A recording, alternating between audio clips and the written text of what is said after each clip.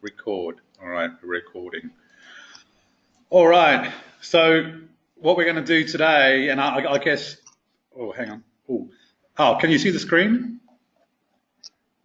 Yep. Yeah, Yeah. All yeah. right. Oh, yeah. So It's not. just a quick revisit because what we're going to do, and I guess I know you, Christine. You know, you're doing sort of this work more seriously, and you're going to have probably some input here more than anything, more than Karen. But Karen, please.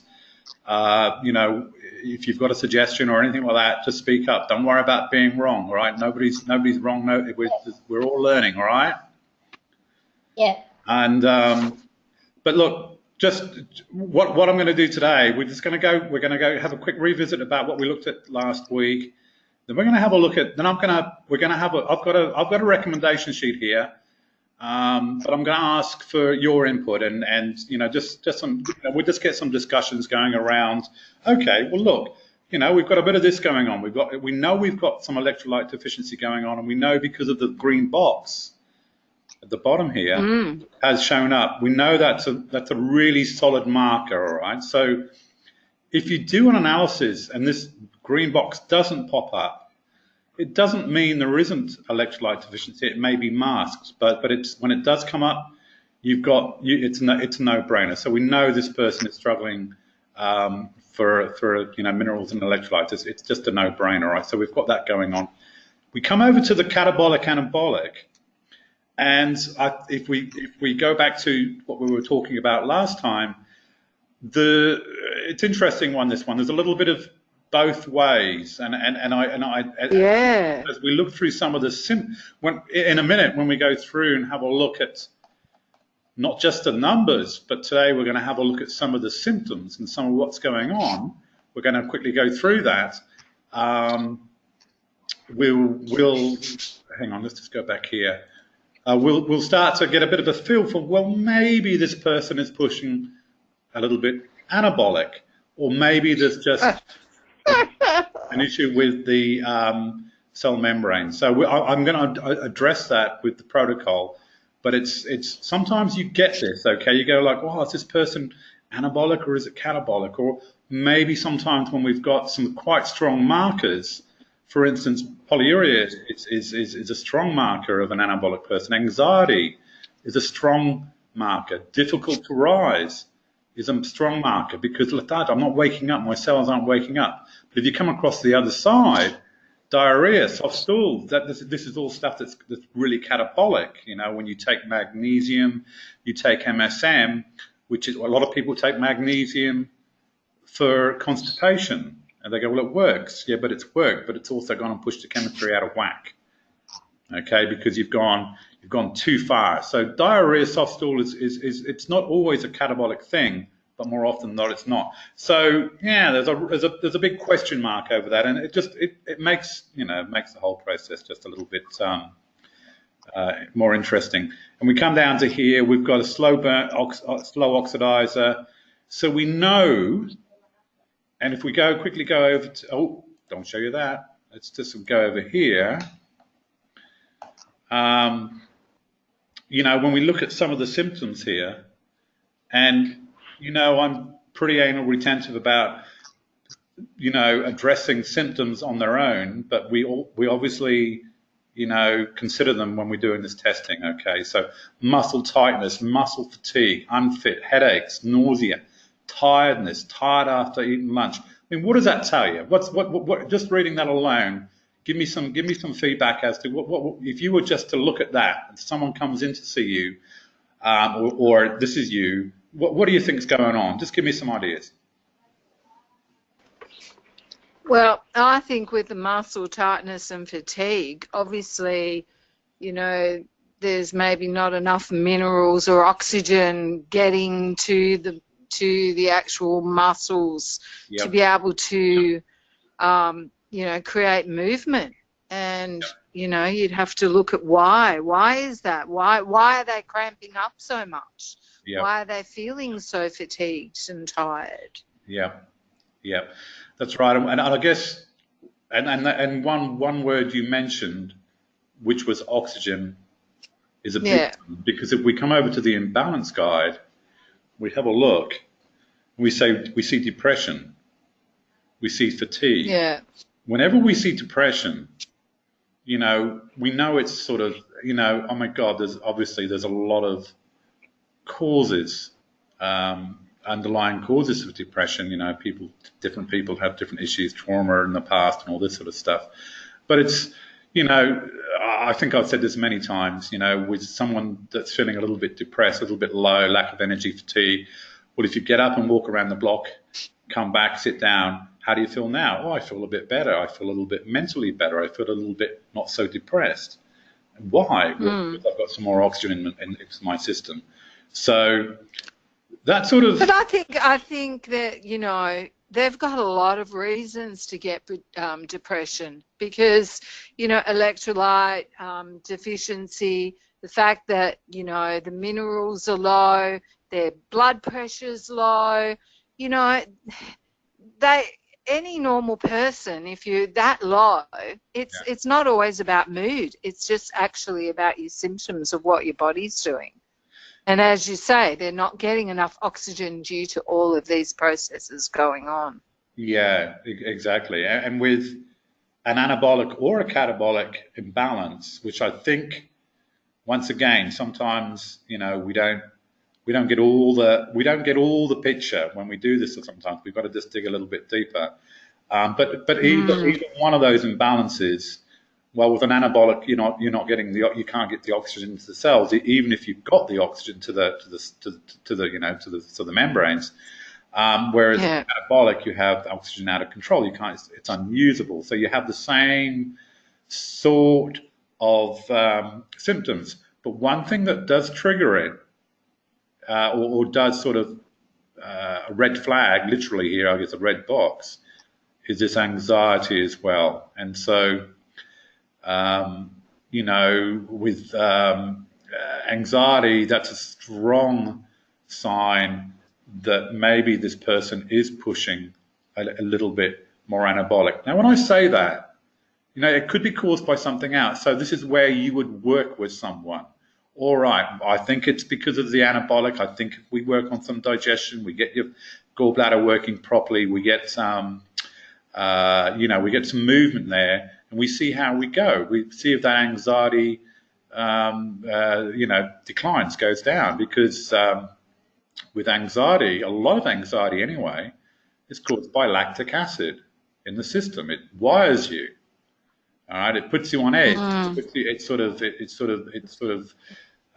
just wires you up a little bit and puts you on edge. And there's a lot of lactic acid produced when, well, there's two ways a lot of acid is produced. One is burning through sugars fast, and they're not doing that. We know that because they're a slow oxidizer, or because of the the high level of lactic acid that's being produced. So, there's a few things going on there. All right, so we come down to the slow oxidizer, blah, blah, blah, and we can see with digestion, I mean, if just looking at the digestion, what would be the standout thing there that we would sort of think, well, maybe we've got to get on top of that, like as a matter of priority? One of those red boxes that we have to jump on, because otherwise nothing's going to happen.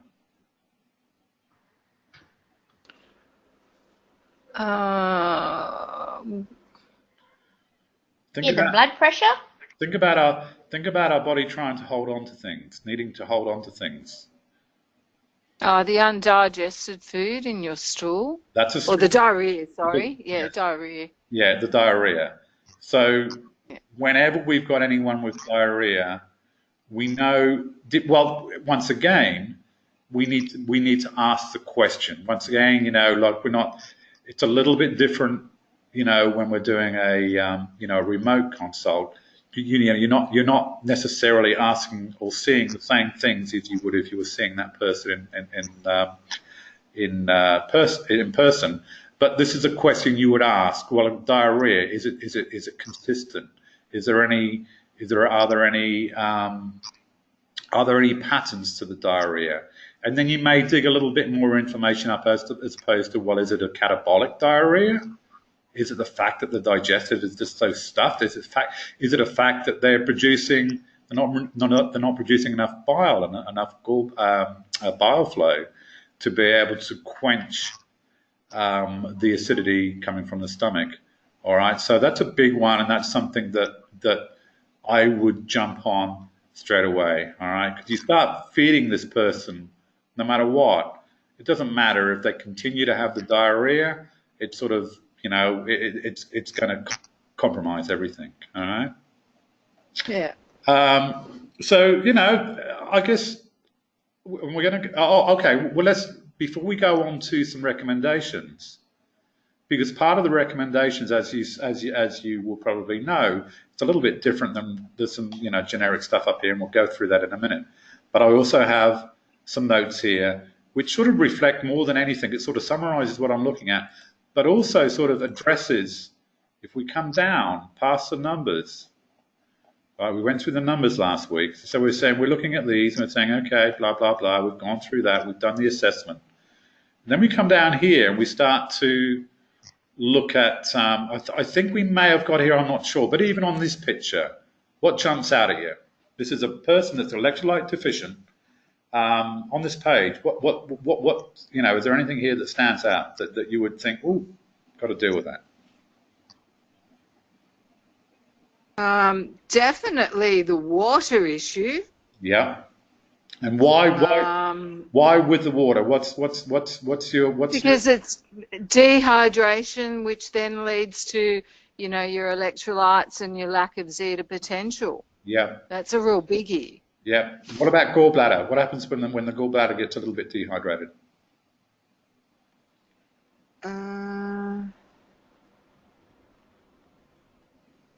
Well, imagine it can't actually do its job properly, like for the fat assimilation.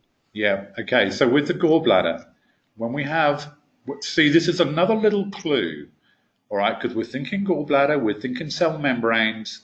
If we think cell membranes, we go like, oh, is there a problem with the gallbladder? Are there any other signs or any indications that there may be some underlying reasons why the gallbladder is struggling? And one of the biggest reasons is dehydration. Oh, right, yeah, okay. So it's a big one because the gallbladder is so important. It's probably the most important organ that I look at. It's the fact that they pull them out without even thinking these days, or they have done for a long time, is amazing. Yeah. It's so important. So there's a clue there, and there's one person, and you can almost guarantee when you talk to the client, and this is going to be one of the first things I say is well, right up the top of my protocols is like how much are you drinking? I mean, I know how much they're drinking. I'm getting them to tell me. I'm drinking one. Or they'll usually say, well, yeah, well, I'm not drinking enough. I know I'm not drinking enough, all right? So this is when it gets back to you having to be able to, convince them that the importance and explain the importance of drinking more water because my way of thinking... Yeah, definitely. Sorry? Oh, sorry. No, it's okay. Go on. Okay. So we need about two liters of water a day to run the brain properly, let alone the whole body. So we know most of us are probably quite aware that we sort of live in a quite, we have a lot of dehydration problems. Okay, a lot of people are dehydrated, and if we don't have that hydration, we don't have the flow. We don't have the flow. Well, as we'll talk about a little bit later when we talk about the theta potential, as you can see how this sort of impacts on everything. It's so important. It's not just about, to hydrate, say, oh, I drink because I'm thirsty. No, you're drinking because your river of life is, 75% water. We have no means to move anything. So if we get, say we get the minerals, say we start digesting a little bit better, well then what's the point if we don't have any means to get it into the cell? So that's a very important one. Right at the top of the protocol will be, well, you've got to get drinking some more water. If you're not going to do this, and if you're not going to drink enough water, there's no point doing anything else. All right, what else? What else on this page? Okay. Um, definitely not enough salt, and also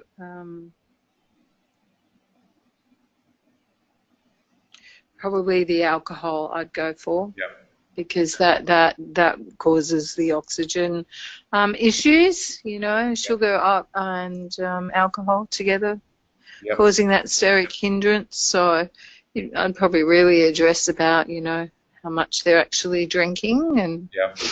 So that'll be it. and alcohol dehydrates you too. Exactly. As well. Exactly. So as we know from that PDF I posted, which was just a brilliant find, because Ah, really, that was so cool. That was awesome. Why can't all your subjects be like that? Really easy to understand, and well, it's yeah. it's just you could, you know, when I came across that document, it's almost Mm, like saying, okay, here are people, follow these principles, however you do it, follow these principles, and that's all you need to do. All right, yeah. almost like this is it. It's and really everything I'm doing, and I've talked about it before. And you know, when I first got into this work, I used to say all the time, it all gets back to the potential. Everything that our body is doing, everything that's going on, Yeah. is Yeah. aimed towards making sure that we have proper flow. Because if we don't have proper flow, we have nothing. There's no point taking, you know, 18 milligrams of this and 5 milligrams of this and taking it. It doesn't make any difference. We don't have any flow. We have agglutination. We have you know, cells. We don't, as you know from that PDF.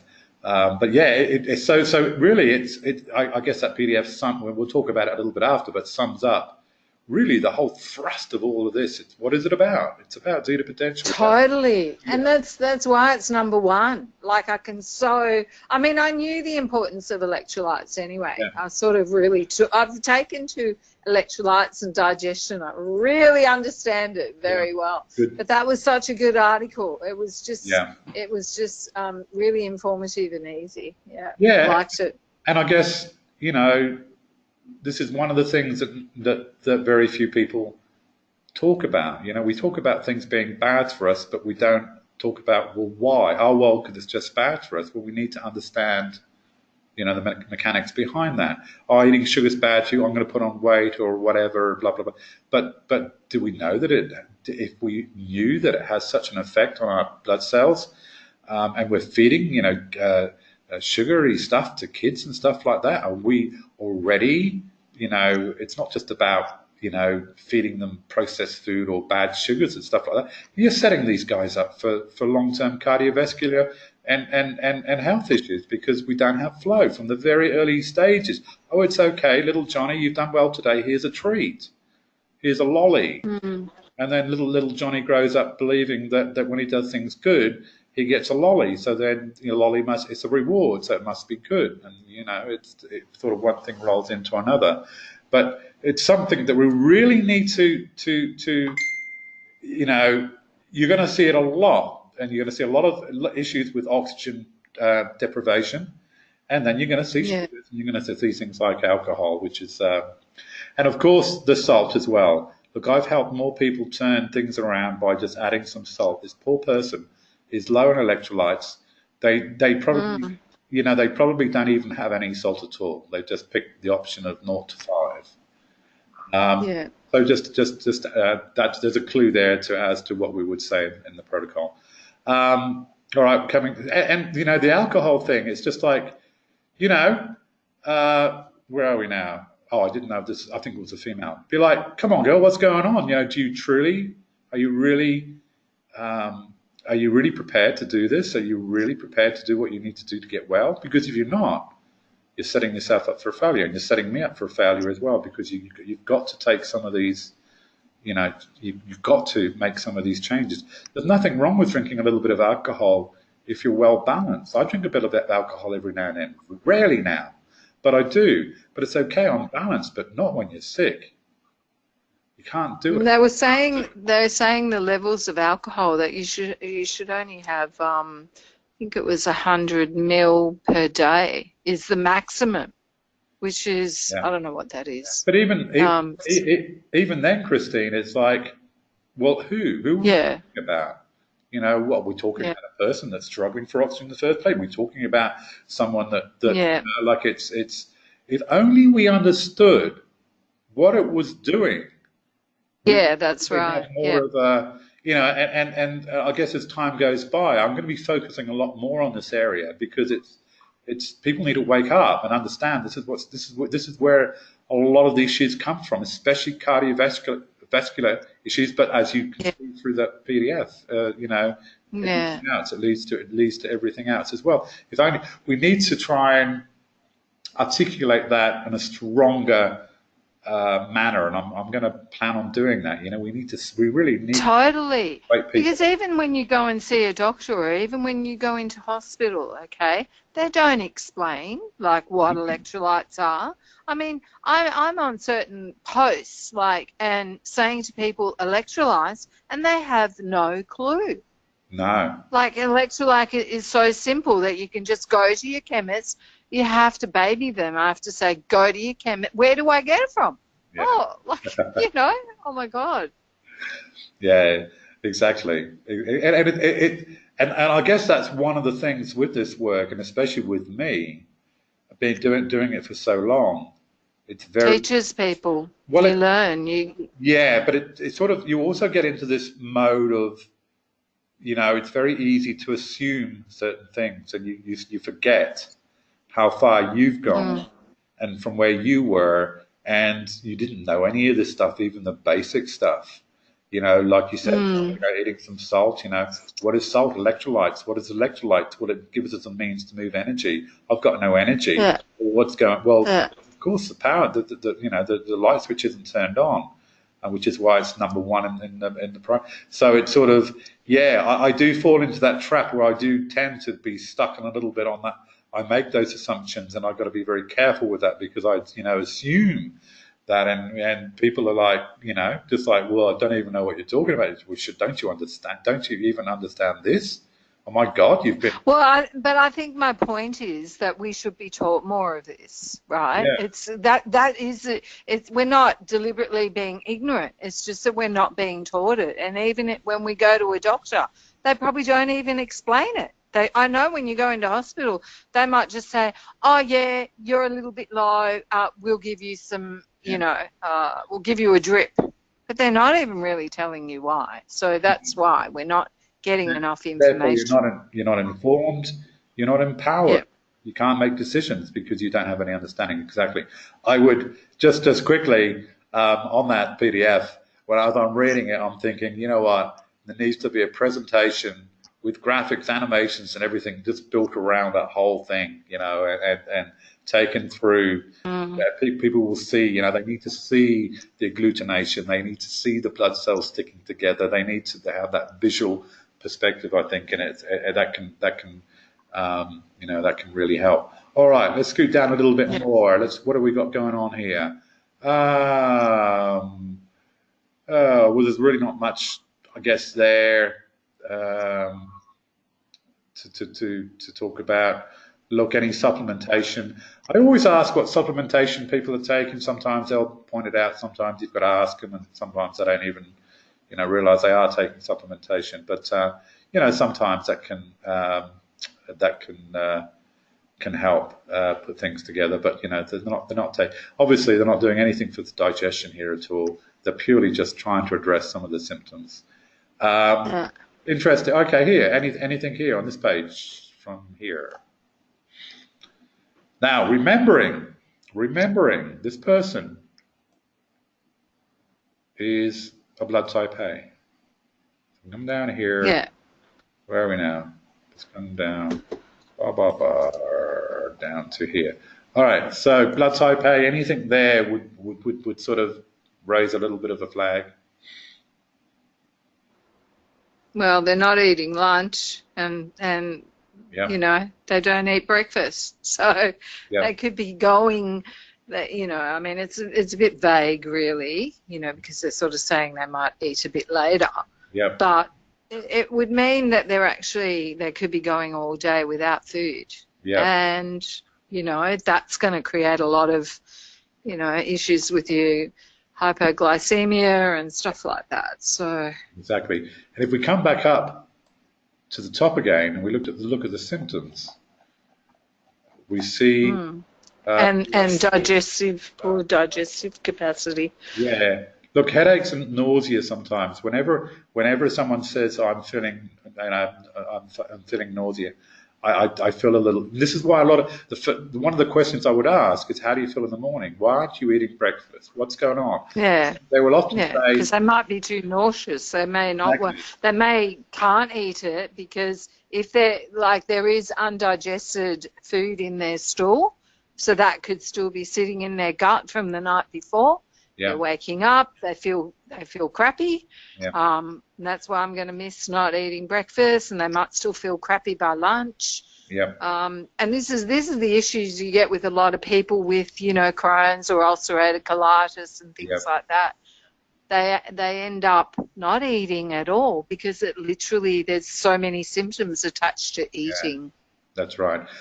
And I guess one of the big flags for me when I see nausea is I think about the liver and the gallbladder straight away. All right, so that's a big flag for me. All right, why? Because what's happening? I can almost guarantee it is they're putrefying the protein. It's not being digested. It's putrefying in their gut, and that can make you feel sick. All right, so you wake up in the morning, you go like, well, you don't feel like eating because you haven't digested yesterday's meal, and it's putrefying. It's just like it's making you feel. So it's a really sort of really strong marker that once again, okay, gallbladder's come up a few times now. So as I go through this, I'm just looking for patterns. I'm looking for what's being repeated. Oxygen is another big one. The gallbladder is another one. Cell membranes. These things are all linked. Okay, and we're sort of building a case. We're trying to, by the time we get to the end of the consult, trying to really sort of, we know where we're at. We know where we're at. And I rarely get through a consult. We don't get to the end, and the client just goes like, everything you said absolutely totally makes sense, and it all comes together. It does. Rarely. I don't think I can remember an assessment that I've done that I don't understand or it doesn't make sense. It doesn't mean you've got it 100%, but you're on the right track, and it just gives you some more ammunition, if you like, to say, well, let's target these things because it gets back to that looking at the environment. Having nausea is an environment. It's looking at the environment. How do you get nausea? All right, let's come back down here to see what else we can see before we go on to the protocol. The other thing too, paleo cereal, and I don't even know what paleo cereal is, but I guess it's just all carbs anyway. And we've got an A. Carbs. With cereal, and paleo toast. I don't know what's paleo toast. It's going to be carbs. Cereal is going to be. Really? I thought paleo was they kept away from carbs. It's mainly, isn't it mainly just protein based? What is cereal? Yeah, I have no idea. The cereal is sugar. It's carbs. So either it's like one of these vegan things when they, I eat a hamburger, but it's not a hamburger. It's something else. But that would be a question I would ask. I would say, we are blood type A. Maybe there's something in the recommendations there I would highlight to say we need to look at that. Because at the end of the day, it ain't working. All right, so it doesn't matter. And you do get some people, especially people that are on paleo, people that are vegan, people that are vegetarian. They put their foot down. I say, well, I don't care. As far as look, at the end of the day, you're talking to me because what you're doing isn't working. We know that. We've got that far. So something needs to change. So, and it can be very hard to get people to change because they're so stuck on their, vegan. In their own patterns, Vegans, there are some, a vegan goes out and does some weightlifting and puts some muscles on, and he, it works for me, it must work for everybody else. Look at me, like that post I made the other day, Well, it's like a celebrity, like, oh, I've lost all this weight, like, oh, I found the answer. No, you found the answer for you. It worked for you. But you go to an Eskimo and tell them to go on and do a vegan diet, and an Eskimo doesn't even have a word in their language for cancer. they don't have cardiovascular disease. They're very, very low rates. All right. So, eating animal, and all they eat is meat and fish.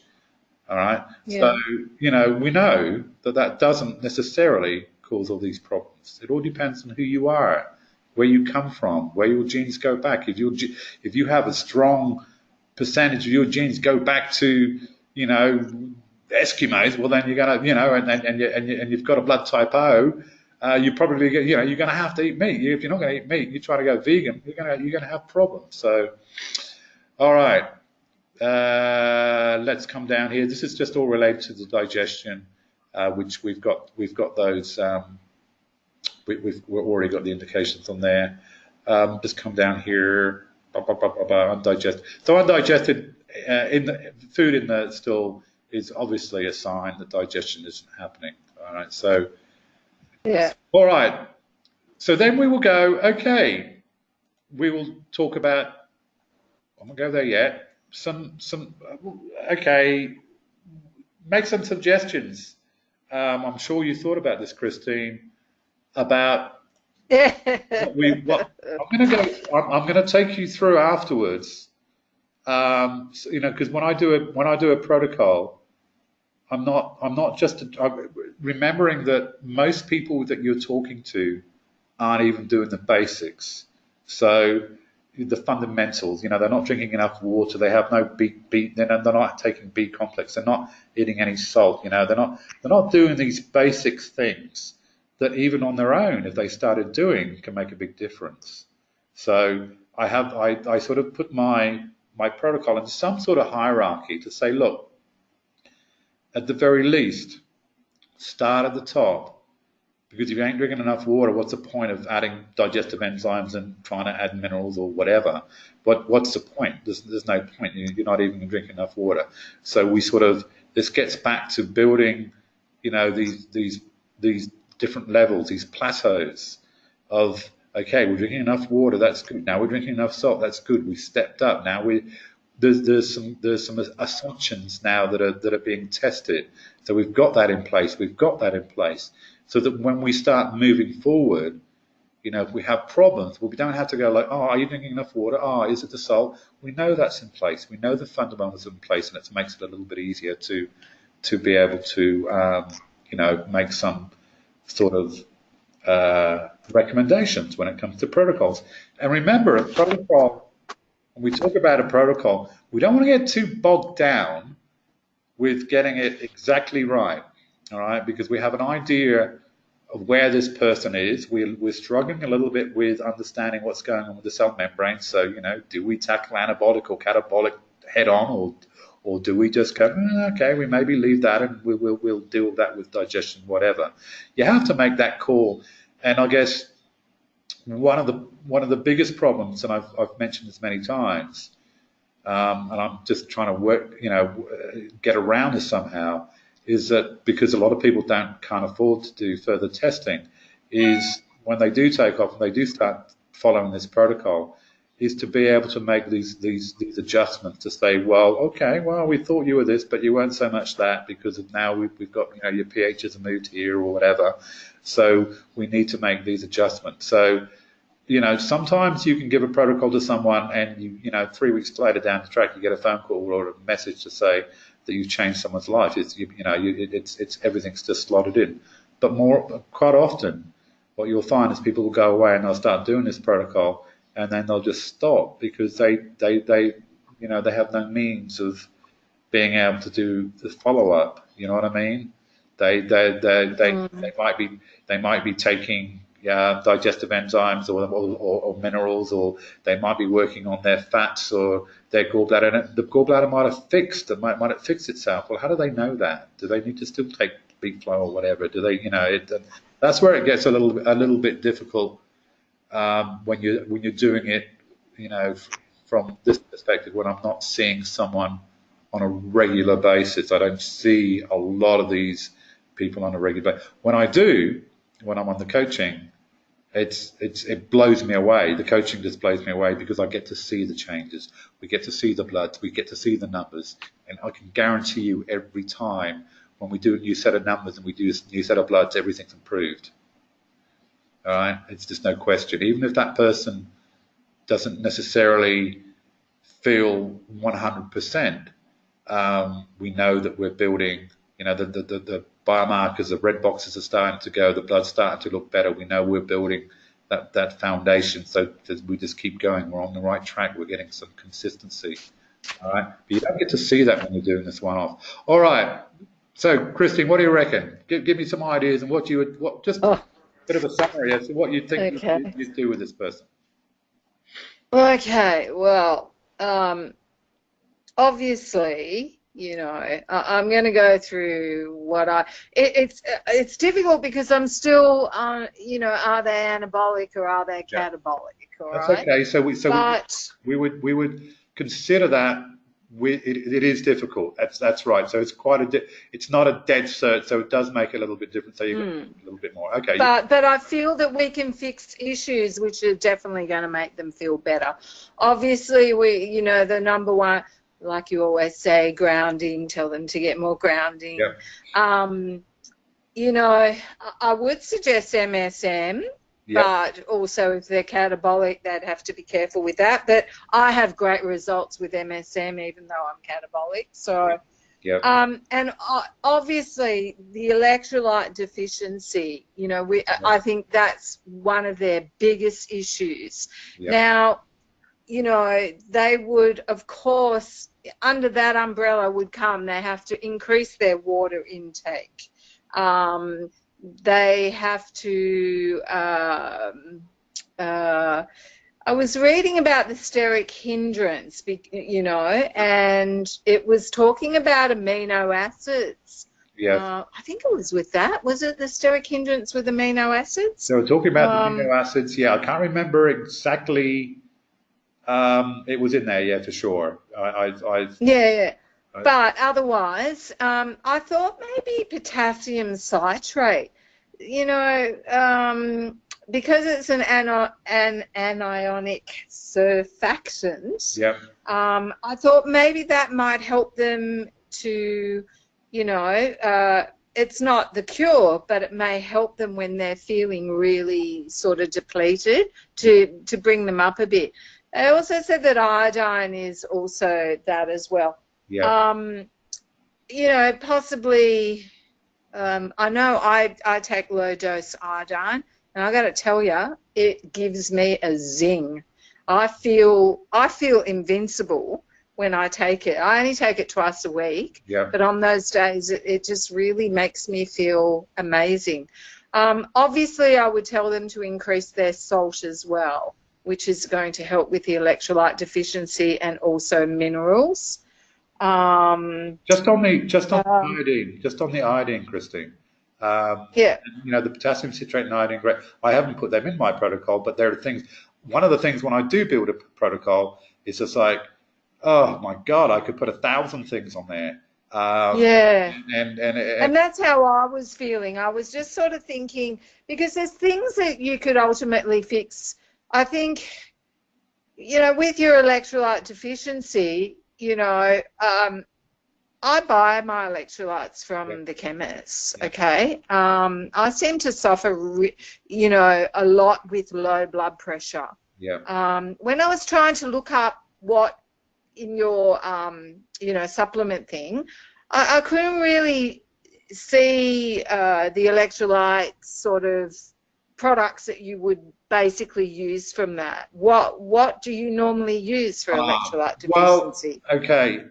My focus more often than not is on the electrolyte deficiency, which is the Empirical Labs product, which is going to help with electrolytes. It's going to help with holding, it's got a whole heap of stuff in there to help the body hold on to minerals better. But look, when do you actually have a product? Because this was a question I wanted to tell you. Your practitioner product reference thing that you gave us. It doesn't have all the products in there. So of course I was trying to search through there to see. Look, I'm gonna put together a more comprehensive one. I've got Empirical Labs are terrible I'm still waiting on them to give me a full list of everything they've got and all the ingredients and whatnot. So I'll have everything on there. Okay. They're a bloody So nightmare. that I was having a hard time trying to Yeah. find stuff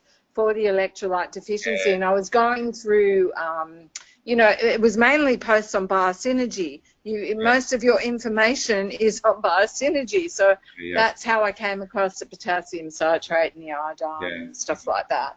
Just But, okay. Getting back to the iodine once again, because this is interesting, yeah. and it might be telling us something. When you take Yeah. the iodine, like when you say you feel on top of the world, Yeah. how soon after taking the iodine do you notice a difference?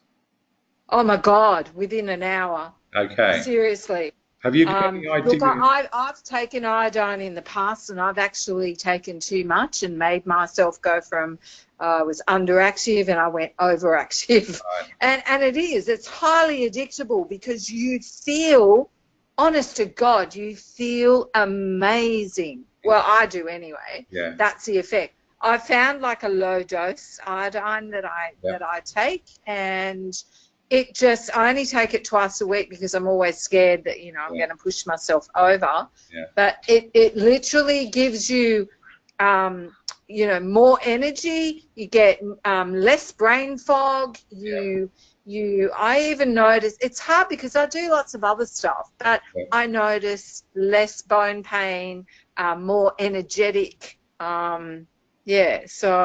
And one of the reasons why, So if I was really for this person, because they're suffering so much, like they don't have a lot of energy, I would make iodine as one of their kind of principles. Yeah. The potassium citrate, I think, is just, it's like a thing that you can just take just to help at that particular moment. But iodine, I think they'd get more benefit out of it. Yeah. Yeah, exactly. Because they've got the low body temperature too. Yeah, look, and I think one of the reasons why the iodine works for you, and because it's quite a strong anionic surfactant. So I would, because it works so quickly, and see one of the things I used to do in clinic is I used to have some potassium citrate. I used to have some Nepronol. I used to have some of these things that I could say when they're there. I say, here, just have a glass of this right now, and let's just see what effect you get. Yes, tell me how you feel afterwards, because it's something you can try straight away because it can tell you something. Because what I think is going on, especially when you get quite a instant response, the fact that your blood was agglutinating, your zeta potential was out. Yeah. Okay, and you're fixing that, and instantly you're getting that more circulation, you get more oxygen. Straight away, you're going to feel more energy and more clarity in the brain when that happens. Yeah.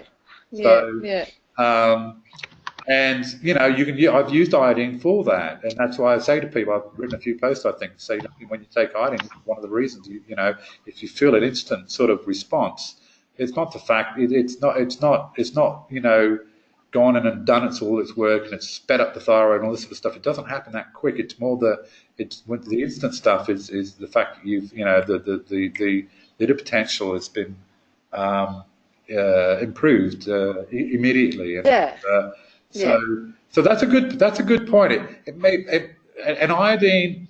Oh God, I used to recommend it with everybody, but like you said, you've got to be a little bit careful with some people, and it's something that I tend to left out, but it's something that more as time's gone on, it's one of these things I think I'm going to put back in and just say, look, iodine, 3 or 4, 5 drops, once a day, 3 times a week, and just see how that goes and see how you feel. You've got to the trick with iodine is, right, you can literally you can push yourself over, all right, because it's easily sorted if you go to a doctor and you get like a blood test on, okay, and you get your level, all right, so the level is from 0.5 to 4.5, so if you would be 0.1, that would suggest that you're on the lower end of, the iodine level, right? So the trick is just to have small amounts but not too much. Like, yeah. Obviously, if you're really super low, you probably need to go and see someone to get those levels up, right? Because it can affect you in a lot of ways. But just for everyone should have iodine, full stop. But it's not about like you take it every day. That's where we got to be careful. Yeah, and that's a good. Because iodine is in every single cell in your body. Yeah, it's really so important. Exactly. And it's the number one anti-aging thing. Yeah. And well, you know, I would also suggest lemon water for the persons, you know, so that they can, you know, that's also like another sort of mainstay, probably. Yeah, exactly. And I put that right at the top, and we'll have a look at it in a minute anyway. Because what now? Can you remember why lemons are so important? What is it in lemons? Because they're full of anions. Exactly. Whoever explains that to you? Who has ever explained that to you? We drink that. Oh, we take this because we don't take this because it's bad, but we don't really know why. We're just told it's bad. We take this because it's good. We don't really know why, but we just take it's good. But if we understood, you know, that the importance of you know, the fact, well, lemon is the only food you can actually just eat. It's anionic. There's nothing else. It's the only food. You can get anionic. But I think it's, like I said to you once, I really think it's a natural, what's that, D-limonene. Because it's in D-limonene. It's got lemon oil, orange oil, and lime oil. Yeah, right? I don't. Which doubles as it works for, like, the liver. I swear that's why I would eat 6 lemons at a time, pulp and all, right? Because my liver was like saying, help, and it naturally sends out a signal. I could not, it was an uncontrollable urge. Yeah. While we're talking about lemons, I'll mention one thing, and this comes from Kerry Reams. If you Google Kerry Reams, you know, there's so much stuff with Kerry Reams. He's, you know, brilliant. Yeah. But one of the things he talks about is doing a protocol where you drink a lot of lemon water. One of the things you have to remember, all right, is the liver, and it's the anions aren't only going to help with the potential, but they're there to really help. And we all know that drinking lemons, you know, for the liver, you know, we all know that. What's it doing? Well, it's literally neutralizing those cationic toxins. This is why it's so good for you. So it removes those cations, and the liver is one, and helps the you know, the liver to you know, actually release those toxins. But the other thing too, the liver is so connected to the pancreas. All right. So as we do the lemons, if we were to work with someone on this, and we really focus on getting that liver cleansed, we've got to keep an eye on the pancreas. We've got to keep an eye, because the pancreas will improve its ability to be able to process sugar. All right. So what can happen if people take too many lemons, is they can have problems with low sugars, because their pancreas is fired up so much. It's just something to be mindful of. All right. I know, that's a question I wanted to ask you, because when I was reading about, you know, like potassium citrate, it says that, don't quote me, but because I've jotted all this stuff down here, it will lower, will these lower blood pressure? Because it basically says that it does lower blood pressure. So I was thinking that this person's already got low blood pressure. So are we going to be really, you know, sending them even lower? Well, so this is where the complexity comes into it. This is where we have to start prioritizing, and this is where, like I said, it makes it a little bit harder when you're just doing a one-off and you're going like, you're telling them everything, as opposed to, righto, you know, at the end of the day, I want you to go away, and for the next 2 weeks, I want you to start drinking some more water. I want you to start taking 3 drops of iodine, eat a bit more salt, and do a little bit of this, maybe some MSM, and then come back in 2 weeks' time and let's see where you're at. Yeah, right, okay. You know what I mean? Right. So, and then, of course, if they were still feeling crappy, then maybe you would use things like the potassium citrate and Yeah, you would. iodine. Well, I don't know. I would give this person iodine straight up. So and there was. Because I want this person to have more energy. They're really super low in energy, Yeah. and if you can just buzz them like with some energy, they're just going to go, wow, you know. Exactly. But also because it helps with the mental as well.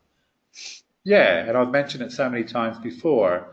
We are looking from the scientific sort of technical perspective here, and we know there's a whole nother side to healing and well-being, and that's the mental, emotional, spiritual side. Always.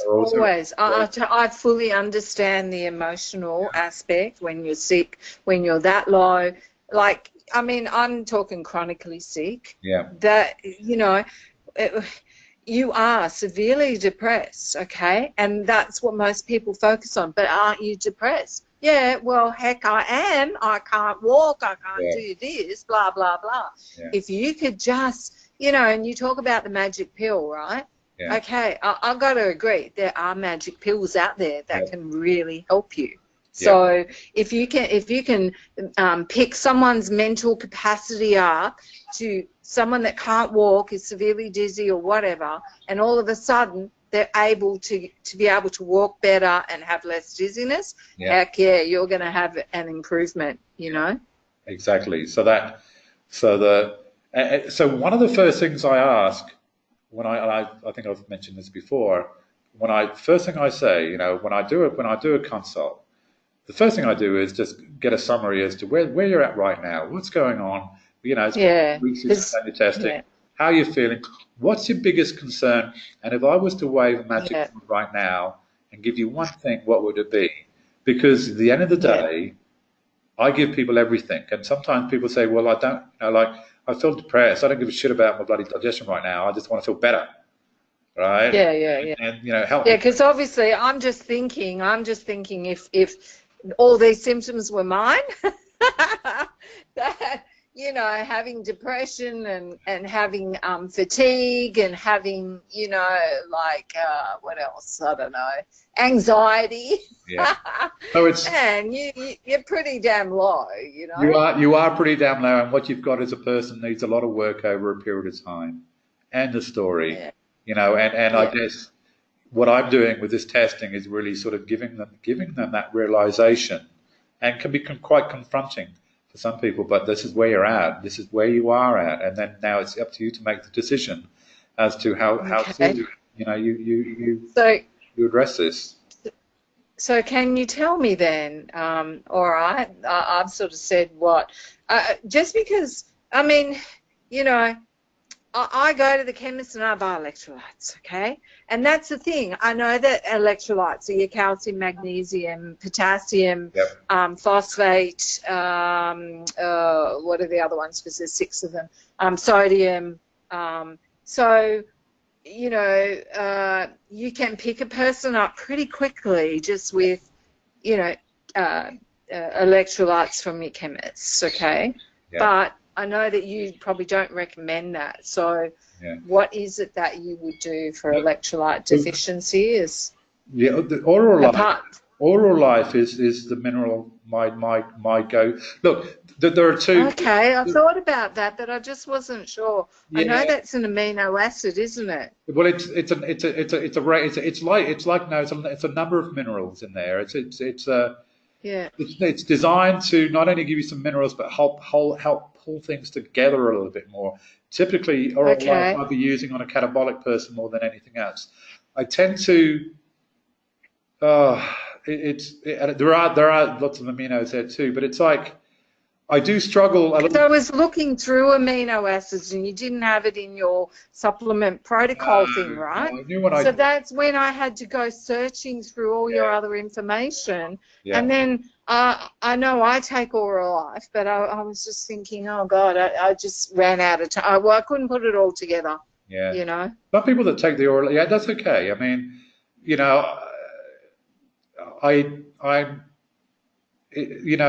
there's such a vast array of different things you can use. And sure, I focus on empirical labs for the imbalances more than anything, of course, but there are lots of other things you can do. And, you know, as long as you understand the principles behind what you're trying to do, well, then you can try lots of different things. It doesn't, doesn't really matter. Yeah. But I guess getting back to that mental state and that depression, you know, at the end of the day, you know, if we can get that person waking up in the morning feeling a little bit better, a little bit more energized, well, then now we're working on the energy, you know, the mental state and the emotional state. Now we're making just the fact that that person is feeling better is going to make what else they do work a lot better. And like you see, there's another product which is the L-phenylalanine. Oh, God, I hate now that's got some good elements where it is for depression, it's for electrolyte insufficiency, it's also for fatigue and shortness of breath. Just those 4 elements this person has. The only thing is, you know, you've always said, I know it says that you shouldn't give it if they're catabolic, but you know what?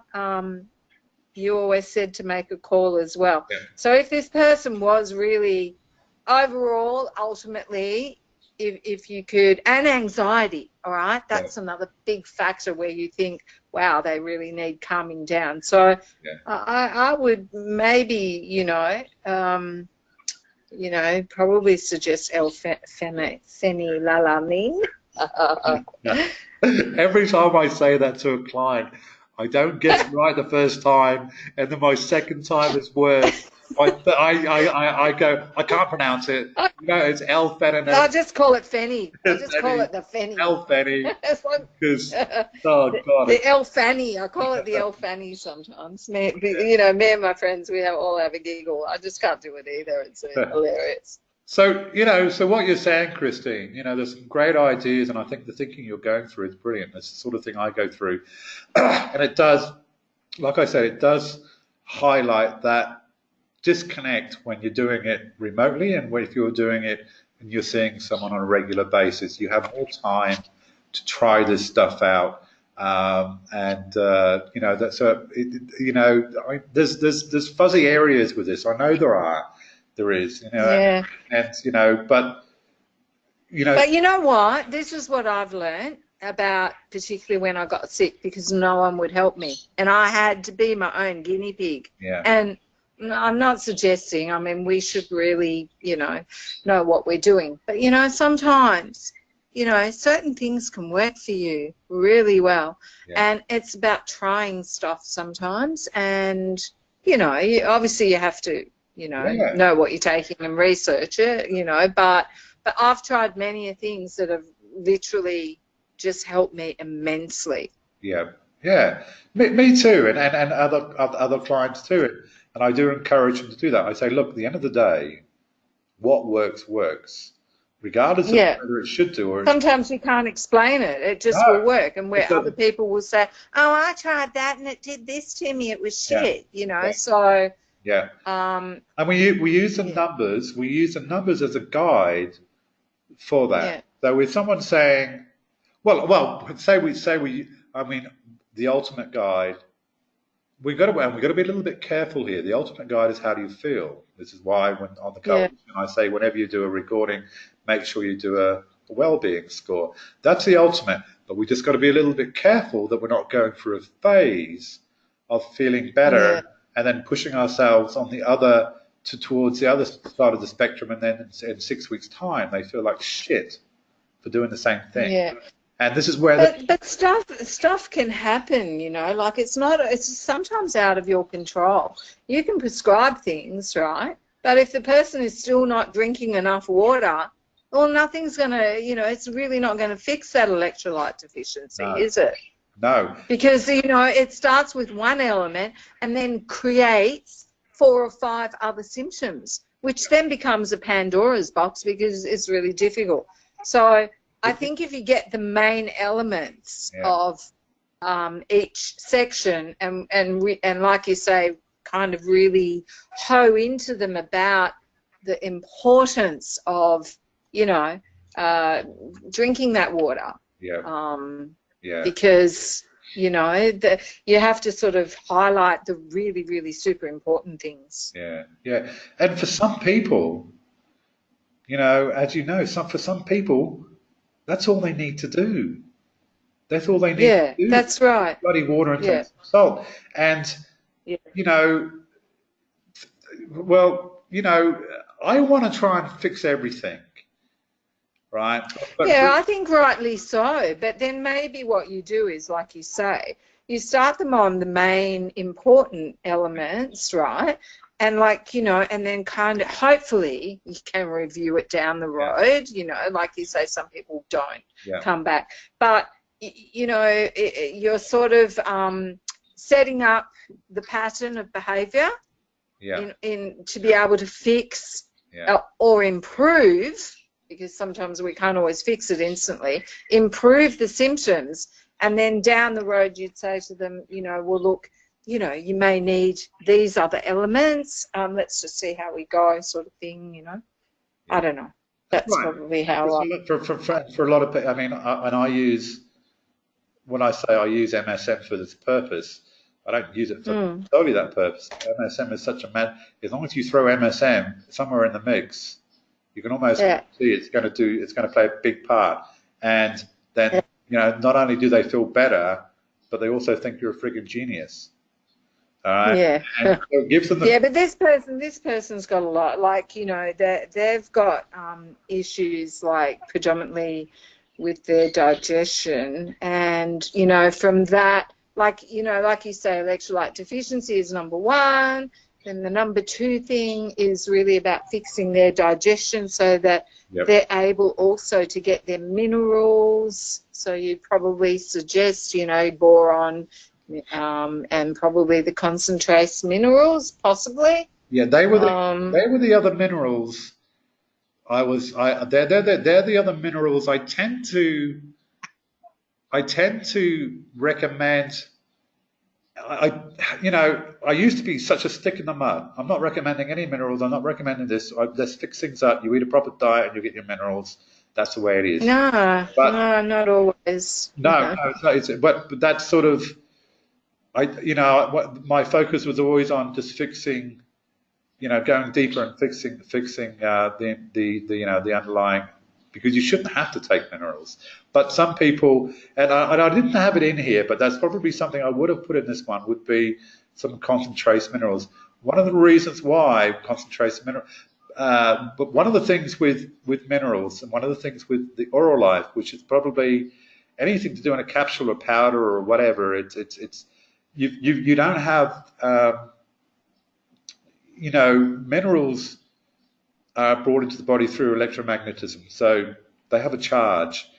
And things with ionic minerals is it has an ionic charge that's designed for the body to be able to pick it up easier.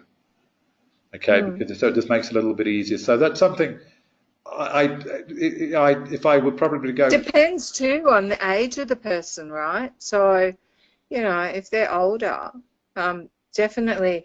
And, you know, like I was Googling a guy called Dr. Joe Wallach, and he talks about, you know, the body needs 90 vitamins and minerals and amino acids and whatever in his, well, it's actually 60 vitamins and minerals. So when you think about that, that's a heck of a lot of stuff that we need, really. And there's a very competitive environment with the minerals as far as your body picking up. Minerals are picked up very early on. The minerals are actually picked up very early on.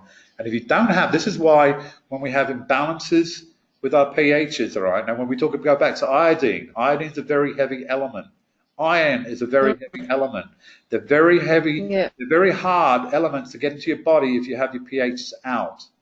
All right? Yeah. You'll always see this. You'll say, so once again, taking iodine, it can help. But how much of it you're actually getting? Because if you're not on a total body pH of 6.4, very close range. I think it's about, I don't know, it's very close to 6.4 either side. You're not going to pick it up. Your body won't pick it up anyway. It struggles. Yeah. So, you know, there are just so many things to consider, which is why there's no rule, and why I guess, like you said, look, at the end of the day, why we're doing this, we're seeing, okay, we've got electrolyte deficiency thing, it's a digestive issue. If we've got a cell membrane thing, it's a digestive issue. If we've got a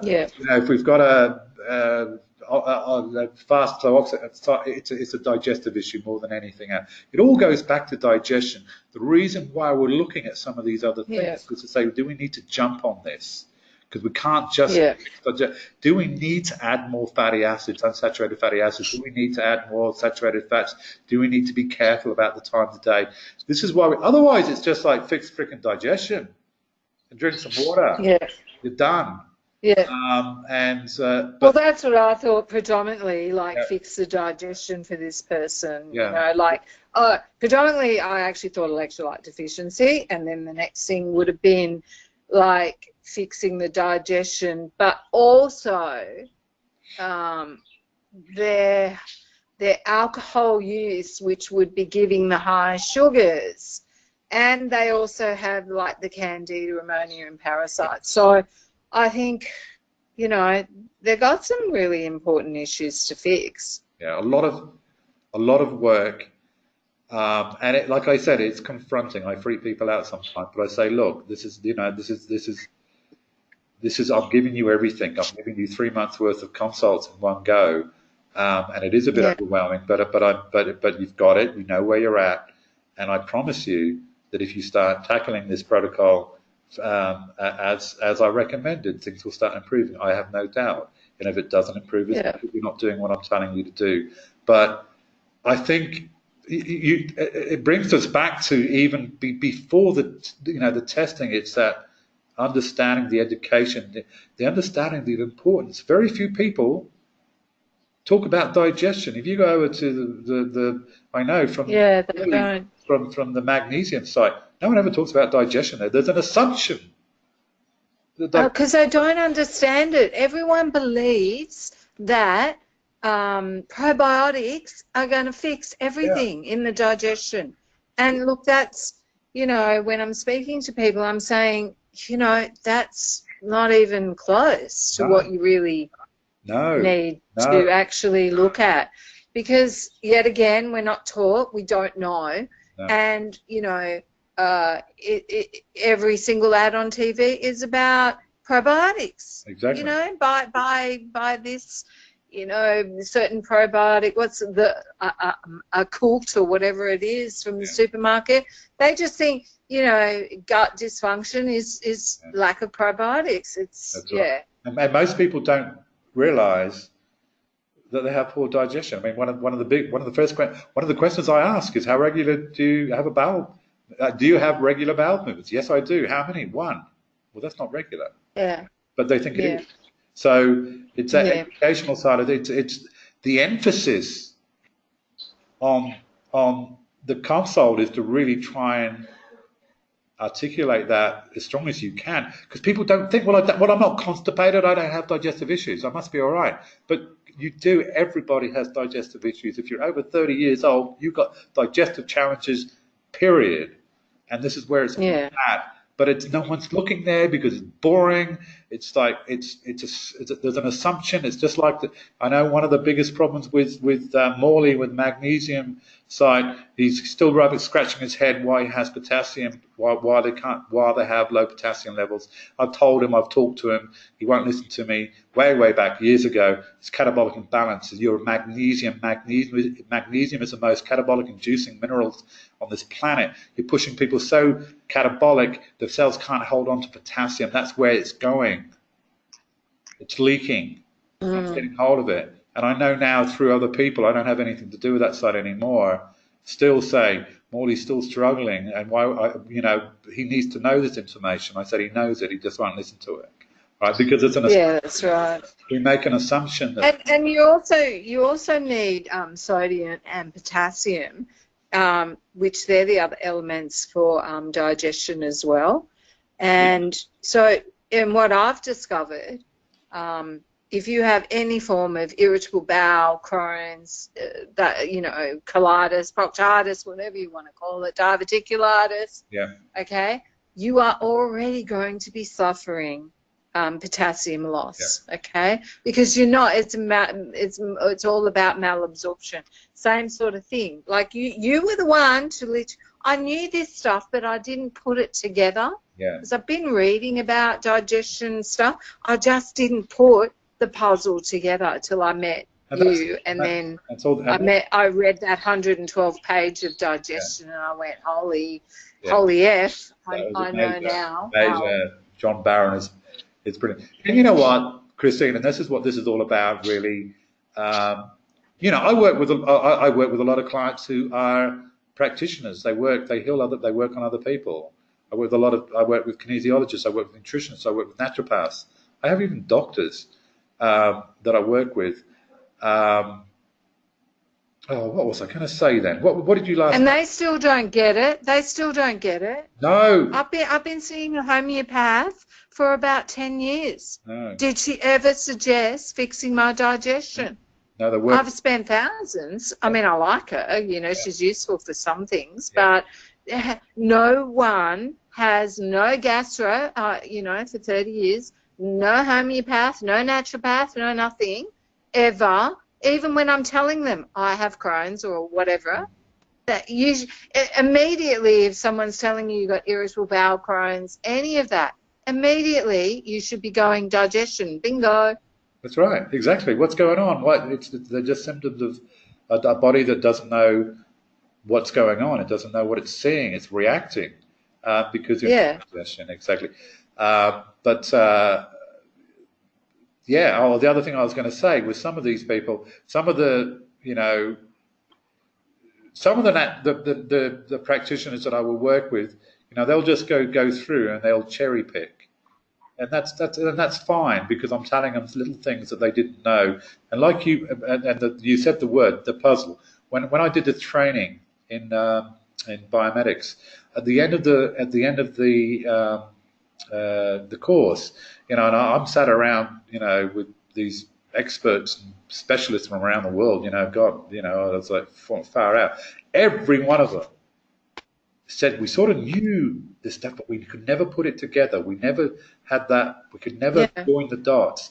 And this is all this is doing. All I'm trying to do is not teach you how to suck eggs. It's about how do we think about this stuff and join it together and you know, that's what I'm trying to do here, is to try to join it up and just get that. But you do that, right? I mean, the problem is that, you know, when you got a client, it's not a problem. It's just that they don't know all of this stuff. Obviously, people that are studying with you start to hopefully get a better understanding. Yeah. I've got a good understanding because I've suffered various things, and I've always thought, and I'm like a sponge, man. If I'm on the case of something, I'm gonna find answers. It takes me 10 years, I'll find those answers. and this is the good thing. I now am putting a lot of the puzzle together because of X, Y, Z experiences that I've had, and you know. And you join the dots. You use some logic. You use some common sense. And you added some science, and that's it all. I mean, at the end of the day, you know, when I work with practitioners, I mean, you know, my future in this is teaching this to practitioners as opposed to doing consults and stuff like that. Is making my blood testing available around the world more by practitioners so that they can just grab that instead of grabbing a traditional blood test. But, you know, the practitioners that I work with just go mental when I start talking about this stuff. They absolutely love it because they are already there. I'm answering all their questions they've had for so damn long. They're going, shit, that makes so much sense. I understand. And I'm not telling them anything spectacular, but I'm giving them the logic, and they're starting. So, you know, when you talk, like you said, when you talk to a client, you know, a lot of clients would, you know, I don't give a shit about all that. Just freaking give me some pills. You know, I've come up with a really good idea. All right. I know this is. Well, I thought about it the other day. You're welcome to steal it, but maybe down the road I may even do it this way as well. Because you know, when you speak about, you know, that you sort of want to move out from consulting sort of thing and into other areas, you can make there are some practitioners that basically their programs are automated. Yeah. All right. So you could almost do like an automated service.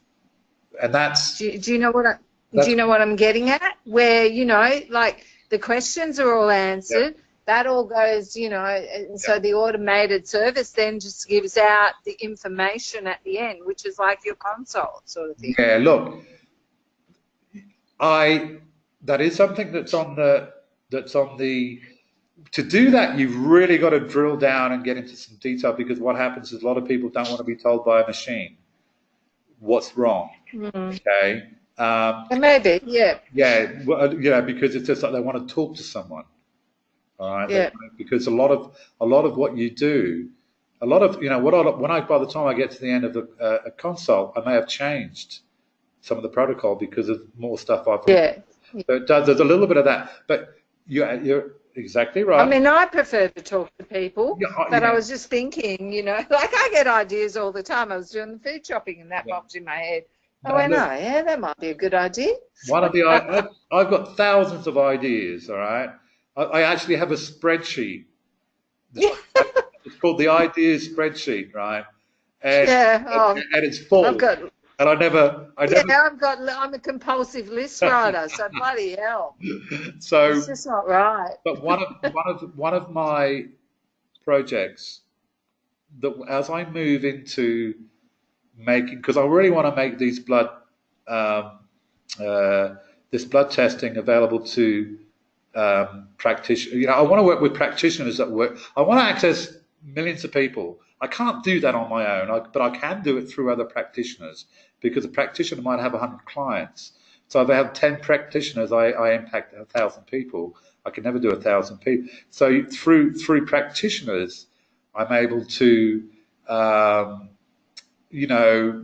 get access to get this work out there a lot more, and especially the bloods, because as time goes on, the bloods. So part of the reasons I'm here for the next, I'm in Cambodia over the next 12 weeks. I'm working on a project. I think I've talked about it, about getting my bloods and being able to, you might be in the middle of America or in the middle of England. You go to your practitioner, and she'll take a blood sample and she'll send it into the closest person doing the testing and get a result within 2 or 3 days, based on but just to be able to validate and to be able to verify, and to not only just for the client. Very, very powerful stuff. I have people in England who want to work with me and spend lots of money and get involved in this, because they know it's absolutely gold. I know that. I've known that for a long time. But that's the way. It's not about, I want to go out there and make $1 billion. I know I can go out there and make $1 billion probably doing this, but it's just getting it out there. So that's going to be the big focus. But the very next question is, well, how do I, when I do a consult, I tend to be repeating myself a lot. So a lot of that can be automated. So on my list from, a year ago, was to build an internet site where you can go on, you click step 1, you ask the question, and depending on how you go, and it'll be like a decision tree, and and it'll do a calculation and say, okay, we've got, and it'll sort of try and do a lot of that troubleshooting through logic and through automation. So I am looking at that to be able to make the testing more available to people, because at the end of the day, you could maybe do that as the poor man's testing. Do you know what I mean? To make it about, because it saves me driving myself nuts trying to repeat myself all the time. So when that's when you said that, that's what I thought. Yeah. That's where I just have a video pop up when they click this or they click that, and when I would normally, as I'm talking, say, but so I have a little video that comes up and says, but, and explains it. Okay, now click on the next one. So it's like they're having a virtual consult. Yeah. And you could offer it, 2 ways, sort of thing. Exactly. You do a virtual experience, or the the human experience. Exactly. Well, it's sort of a bit of both. So that is something. I mean, that's something I was talking about with some people in England about who wanted to get involved in the company. He was a big an electrical engineer, and he's straight away he said, "This can be automated, man. This, I know all the right people." There you go. I must have. I'm psychic. I'm telling you. So it's something I'm, oh God, I think I get so much to look at sometimes. Then I end up getting, doing nothing as far as moving forward. Yeah, because it's probably a big thing to do. Yeah, but so my priority is the bloods. Okay, I want a practitioner anywhere in the world to be able to take a blood sample. People that want to get involved, take a blood sample while they're doing a test and send it away. And like I said, they have a 2-3 day turnaround because they send it to someone locally that can do the testing. And how do I do that? Well, I've got to go around the world. I've got to go demonstrate and present this stuff and talk to practitioners. And that's sort of where I'm heading. This is when I go to England and, I'm to kick off this project. Well, then the plan is to tour England, to talk to people, talk to practitioners, because every time I talk to a practitioner about this and get the mic and have the microscope and they see it up on the screen, you've got them. They just go like, oh my God, there's not a practitioner on this planet. Yeah, I know. Yeah, it's pretty fascinating. And is there where in the world is there we've got alternative therapies, but where do we have alternative blood tests?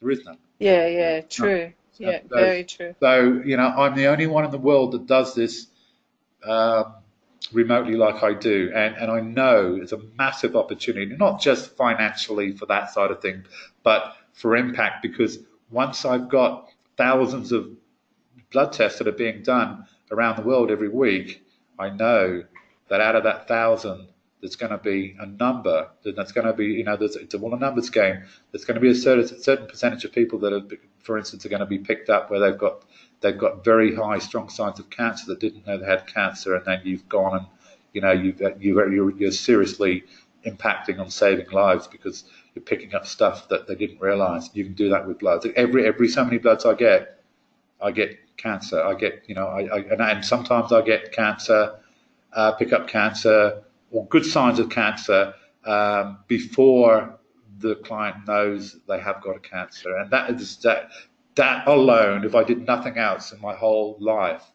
and just focus on that, is really where I want to go, because that's it's the understanding this work and being able to understand the pHs and the importance, that's really great. But you can take that and you can apply that to whatever you do. If you're a kinesiologist, a nutritionist practitioner, a naturopath or whatever, you can incorporate and integrate this into what you're already doing, because you're working with the clients, you're dealing with them already. You just need these added tools.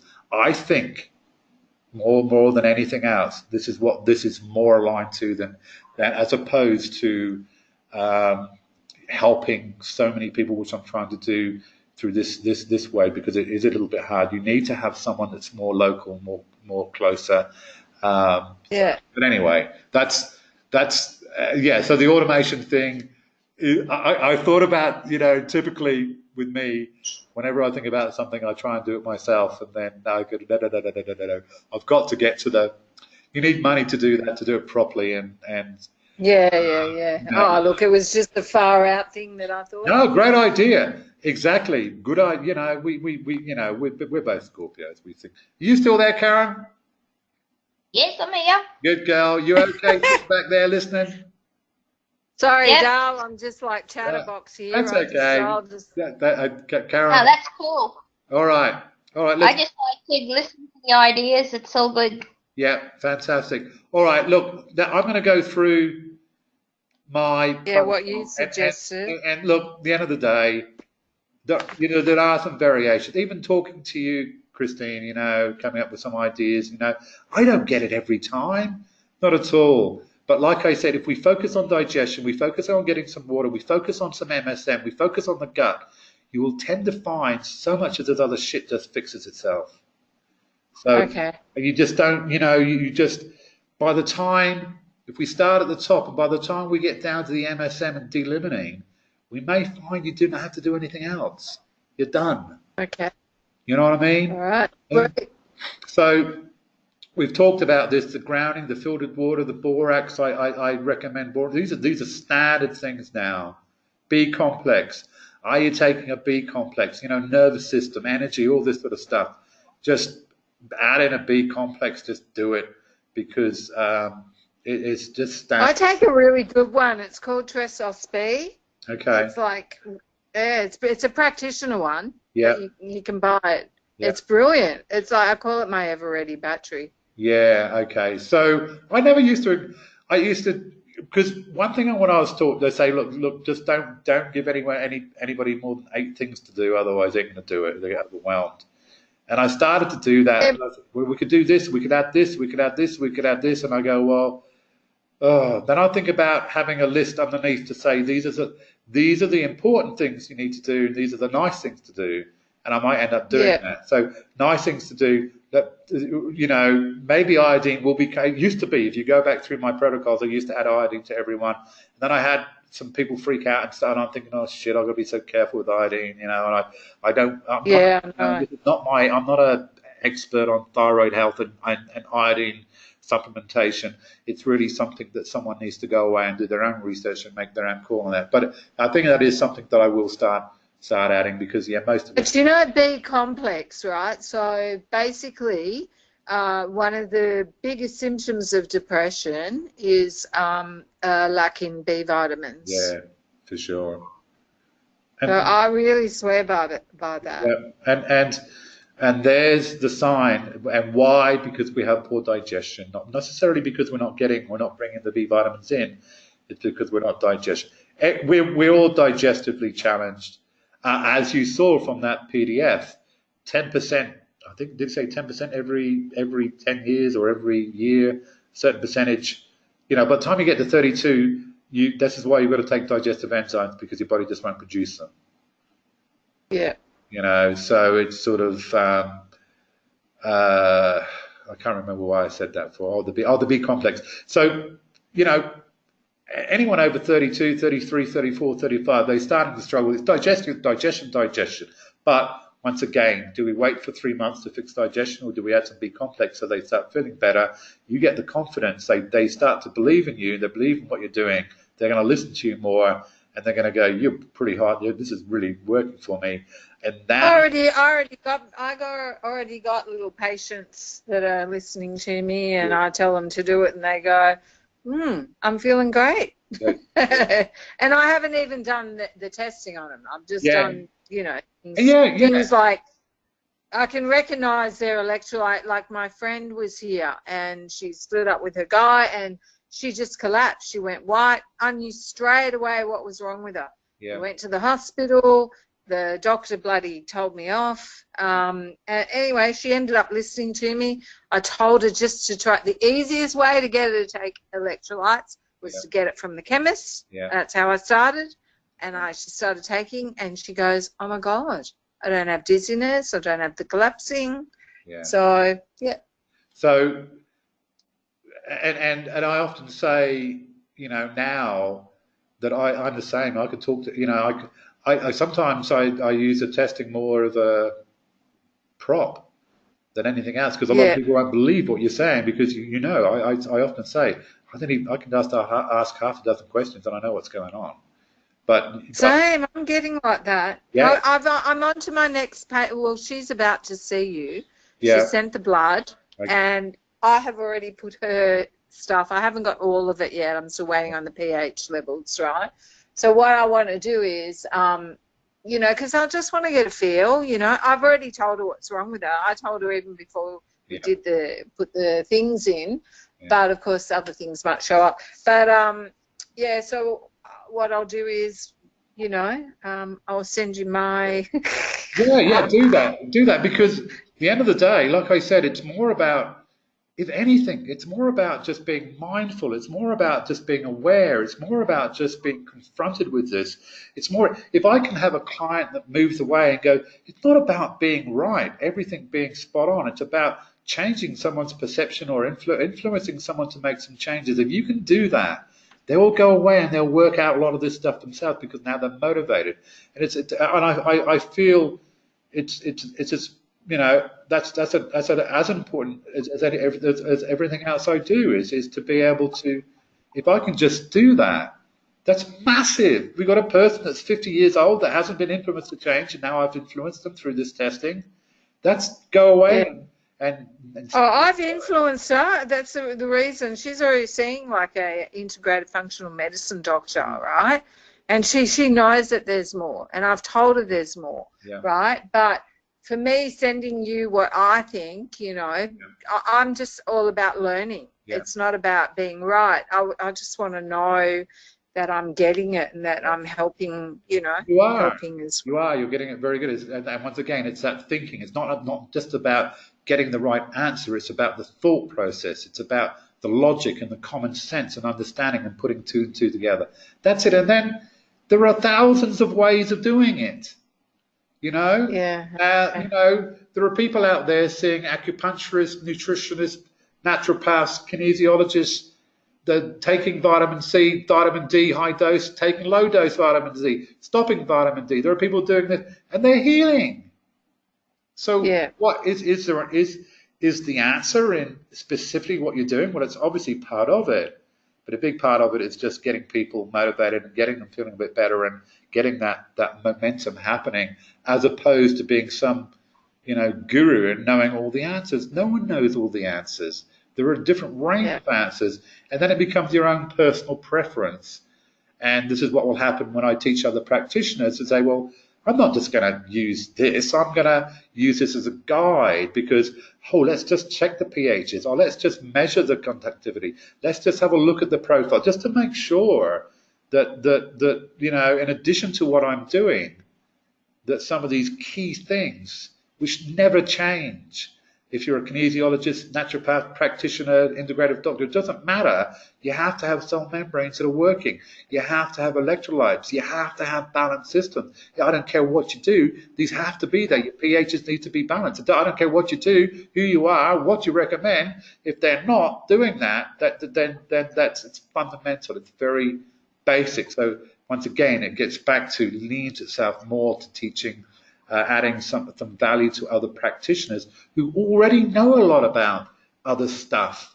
You don't have to, you know, fill in all those gaps, and you know, you use this in the thinking. All right, let's just go through this. So, B complex celery juice is something I'm adding with most because most people lack stomach acid, especially this person. Celery juice is just a great way of boosting hydrochloric acid. Great source of sodium as well. You know, celery is so good for the bones, you know. So when I put the celery juice in there, it's something like, you know, I say to people, look, just be mindful that it's really good for you. I'm not telling you to, you know, go and buy a juicer and start juicing, because if you start doing that, people go, I can't afford to do that, or I'm not going to do that. But be mindful of it, because you can always go back and have a look at this and say, well, Mark told me this is okay, I can reference back, all right? Celtic sea salt, we talk about this. Bee pollen is something I'm adding with most as well. Lots of good B vitamins, lots of good enzymes. I know you're taking a B complex, but this is I find, you know, whenever I add anything in sort of, you know, generic sort of fashion, it's something that I know that works, or I know that helps the majority of people. Otherwise, I wouldn't put it in there. I've experienced it, I've seen it, I've tested, and I think bee pollen is something that is, for most people, is something that's really, really good to get in the habit of doing. MSM, as you said, we've got to be a little bit careful because they may be a little bit catabolic. But if we go back here, we see this person isn't having insomnia, but they do have soft stool, so we need to watch the MSM, because MSM pushes catabolic, so does magnesium. So we have to say, if it starts pushing you a little bit too loose again, you have to hold back on the MSM, because you're pushing yourself too catabolic. So because MSM is such a strong systemic mineral that has so many benefits, it's like I really want to try and recommend it to everyone. You know, I try and squeeze it in. But if someone is really screaming catabolic, problems sleeping, insomnia, diarrhea, insomnia especially a big one, because people are not sleeping, nothing's going to happen.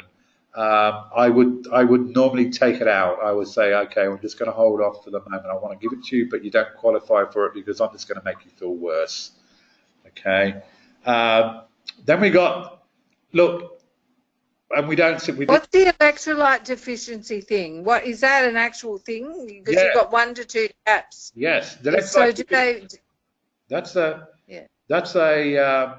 Empirical Labs. Oh, okay. Yeah, because it's like I said, I didn't find anything on that. So Surprised I didn't have it on there. I'll make a note of that and put it on there. Yeah, there's a lot. And then also the other thing I wanted to mention, with your analysis sheet and imbalance guide, not all the questions are up there either. You know what I'm saying? Like, there's maybe, I don't know, how many questions do you normally have in the questionnaire? Is there 50 questions? But in your analysis sheet, you might only have 30 questions. So 20 of those other questions are not. Oh, that's because they're not numbers. They're like a quick question. Oh, okay. Yeah, so we go down. These are these things down here. Yeah. What are you eating? So there's a lot of questions here that are just. This is why we went through the numbers last week, and now we're going to have a look through some of this other stuff that isn't directly related to.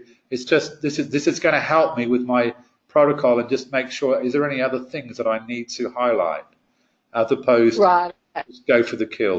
Yeah. They're not all on there because they're not directly related to any of them.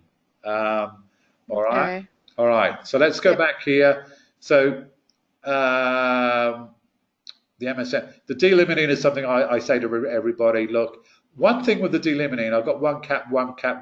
What I've started to do, especially when someone's a little bit catabolic or potentially a little bit catabolic, delimiting is very catabolic inducing. I've started to just say 1 cap every day. All right, that's what I've done. Because it used to repeat on me all the time. Yeah, it's a little bit too much. The delimiting is also very good for bacteria, H. pylori, good for parasites and everything else as well. Delimiting. Okay. All right. Now, L-glutamine. Look, anything to do with diarrhea, we've got to slow it down. L-glutamine will do that straight away. All right. So L-glutamine's really good for leaky gut as well. Yeah. You got to be careful with having too much of it, like everything. But when someone's got diarrhea, say, well, we're going to slow things down. It is also very anabolic inducing. Well, when we get constipated, what's constipation? It's anabolic. It's what's diarrhea? It's catabolic. What's this person? Well, we think they're a little bit catabolic because of the diarrhea. Well, let's just slow it down. When we slow it down, it'll be interesting to see what happens to the numbers. What happens to the to the symptoms? Were we on the mark with the catabolic, or was it something else going on? It doesn't matter. Wax some L-glutamine and take it late in the evening because it's anabolic inducing. All right, magnesium. I say magnesium again. Just the big thing here is take it in the morning, especially someone, once again, I can take magnesium just before I go to bed, no problem, because my body's more anabolic than anything else. It wants to be, that's its tendency to be. I'm not anywhere near catabolic. So I can take MSM later in the day. I can take magnesium later in the day. But for a lot of people, they can't do this. So, and I like the oil, but once again, it's a preference. Whatever turns you on. Magnesium malate, this is where it gets a little bit more interesting because magnesium chloride also helps. The chloride helps your body build hydrochloric acid. So the double whammy. You're not just getting and it also helps lift. The chloride helps to acidify the bloodstream a little bit and lift the breath rate. The breath rate is quite low. All right. So this is where it gets a little bit, in time you'll pick these little things up. Do we do malate? Do we do glycinate? Do we do oxide? Do we do the chloride? Whatever. It may, depending on what's going on, do they already have, it depends on what. I find the magnesium chloride oil to be sort of a general, I like it. One of the things with someone with anxiety, of course, is, the magnesium will soften, and will calm down the nervous system as well. So make sure we get some. But once again, if this person's severely catabolic and they're anxious, we've got to be careful about giving them MSM and magnesium because we're going to push them more. It's not going to calm them down. It's going to make them worse. So we got to, we try and sort of, work that in, but it's something that's a standard thing. Parasite cleanse, look, I would suggest, even if I don't see parasites in the blood, so I say to most people, have you got pets? Yeah. Have you ever done a parasite cleanse in the past? No, never. Do one, you will have parasites, end the story. Just do it. All right? So when you have the space, because it's more stuff and it's quite a process, I guess, to do that, I tend not to add it when I don't see parasites, but I talk to them. I say, look, I do recommend you look at doing it, but get some of this other stuff going on first. I don't see it as a major problem, but it will be if you haven't done a parasite cleanse, and especially if you've got animals, especially if you've got dogs, you're going to have parasites. There's no question. The ornithine always. So whenever we do a parasite cleanse, we're going to have lots of ammonia. We need to get rid of it. I used to have ornithine alpha-ketoglutarate, but they don't sell that anymore, but the ornithine on its own will do the job as well anyway, all right? So I add that in there. The Synthol AMD, that's becoming a standard thing I put in my protocols as well because it's such a good gut conditioner. It's good. It also is good for Candida. And if we go back to here, we will find... She's got Candida. Yeah, that's right. So the Synthol can help. Now, if the Candida issue is really strong and it comes through, and we identify that as being a really overwhelming issue, well, then we may start looking at different protocols and whatnot, or really say, okay, we need to tackle this head on, as opposed to tackle it with the Synthol AMD, which will deal with Candida. All right, it does help a lot. It's part of what the Synthol is all about. But gut health, healing starts in the gut. Christ, if you're sick, do one of these, do a bottle, do it over a month. It's like insurance, all right? And then, so up until now, most of it's just generic stuff. But we're trying to make, when we're talking about it, we are trying to make sense of why we are doing it. So therefore, we can get a bit of a feel and be empowered to have a little bit of an understanding of why we're doing it if it starts working. You know what's going on, as opposed to just taking stuff because someone's told you to take it. And then it's really once we get down to the bottom is when we start getting very specific and saying, well, this is where the difference. Most people, this isn't rocket science up here. Rocket science is getting the person to do it, and if you can do that, well, then that's half the challenge. But once you come down to things like the electrolyte deficiency, which is a product made specifically by Empirical Labs. It's unique. It's only one of its kind in the world. Can't buy it anywhere else other than from Empirical Labs. That is made for that imbalance. And if we've got a green light that pops up underneath the this one here, this is when I would put in the electrolyte deficiency. Just take some because you've really got it's a really strong marker. And then the digestion, nearly always, especially when a person's is to say take the Digestazyme, which does have some HCl in it, some HCl and the beet flow. What I would normally say is take that for a month. You will know whether you need to keep taking them. You will probably only need to take beet flow for a month because that's just all about just getting the bile flowing. Getting the liver, working on the liver, working on thinning the bile. Once you've done that, and the pHs are okay, all right, and a 6.4 saliva pH or above is an indication that bile may be flowing, and I think this person's 6.5, so it's but it's just insurance. We never start taking HCl without making sure that we've got some means of quenching that, and that's what the beet flow is for, all right. And then the digestive enzymes. These three together, very, very, very powerful combination. And, I've helped turn around more lives and with these three things with some MSM and a bit of water than anything else. All right. What does that tell you? It's all about digestion. All right.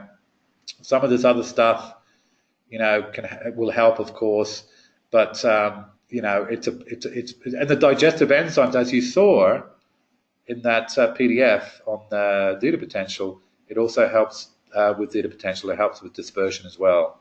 So you're not just getting the digestion, you're sort of getting that anionic influence as well. All right. So there's a list of stuff, and we could certainly add in, and this is where you would, like you said, I'm just giving you some ideas here as opposed to a set of rules, and my thinking through this, and why my reasoning through this, and you have your own reasoning, and everyone's going to be a little bit different. Like I said, a lot of this stuff is like hell. We're using the microscope. When I used to do a consult, in the clinic, and I used to say to Diane, we could have said all this before we did any of the testing or looked at the microscope, but we're doing this process because people, want to see it. They want to know. They want to have some evidence. They want to, know that there's, it can't be that simple. Well, it bloody is. But sometimes we have to, you have to go through that process to show them and give them some visual. People believe what they see more than anything else, which is why the bloods are so powerful. And they believe numbers, they believe analysis, as opposed to, well, I think you need this or you need that, or you need this. We know that, but this gives us some basis, some to work from. And then down the bottom, I'm not teaching how to suck eggs, but this is just, I just do a little bit of a summary, just so people can take this away and just know, because I know half of them are going to go away and forget about it for 6 months and then go, oh, maybe I should start doing this. And at least they can go back and start looking at this and be reminded of some stuff. Because at the end of the day, like I said, a lot of the people, especially a lot of the people that do this testing, will go away and they might do it for a bit and then they'll just stop and this just gives them a reminder of some of the things, all right? Cell membranes a little bit all over the place. Just to sort of summarize some of what I've talked about. Look at the cereal sugars. I would ask a question about that, exactly what that was. What is a paleo cereal? Saliva drinking down. Oh, one of the important things I always add in is I recommend that the person look at the blood type diet. All right. First turn to the diet is blood type. All right. That's a rule I use. It's a rule I've been taught. It's not the answer to everything, but it can be. It's a good starting point. Okay. Especially if someone's a blood type A, and a lot of the people you work with are going to be blood type A's, all right? And sometimes when they read it from somebody else and they go and have a look at this, they can see, oh, shit, I can see some of the things I shouldn't be doing. And it just gives them a little bit of a guideline, because it's more about fixing digestion and getting these things into balance as opposed to getting too stressed about diet. Most of us have an understanding that we shouldn't be eating lots of any processed foods and crappy sugars and stuff like that. We know that.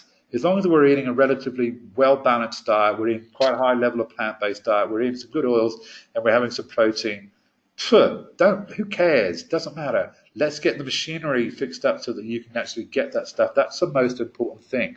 You're better off having someone with good digestion eating a shit diet than you are having someone with a poor digestion eating a good diet.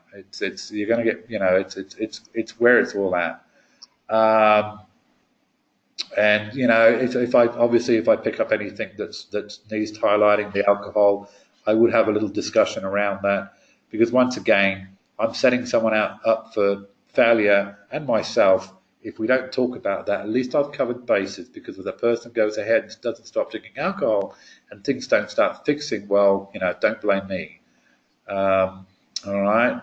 And I just have a standard thing there about high fiber foods. Of course, it's the prebiotics. It's all about making sure that we provide, an environment for, for the bacteria, for good bacteria to be able to flourish, as opposed to just taking probiotics. We shouldn't have to take probiotics. We should, maybe we need to take them sometimes to start with. And I know that Synthol has probiotics in there and whatnot, but ultimately we need to take the rubbish out. Otherwise the rats are going to keep coming back. We can keep adding. The thing is, let's move the rubbish, and then the rats won't start. The rats won't even be there in the first place. So there's some standard stuff there for a lot of people that I work with. They're up to scratch with some of this stuff. There are other people, of course, that don't even realise that they've got to stop drinking 10 gallons of Coke and start drinking water, and they know nothing. So it's just it's confronting for so many people to realise that you're in your 50s or your 60s or your late 40s, which is the majority of my people. It was confronting for me when I realised how much I had to do and how many supplements I had to take. But like I say to people, sit down, you imagine, you just picture adding up everything you eat, put it on a big pile on the table, times that by 7, all right, and see how much that is versus a handful of supplementation. Versus you look at the supplementation that's going to give you the nutrition that you need versus that pile of food, massive pile of food that is going to give you next to nothing, and you're worried about taking a few supplements. Come on, it's nothing. It's focusing on.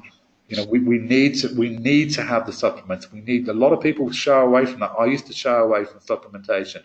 It's nothing. It's all in the mind. Like eat the right.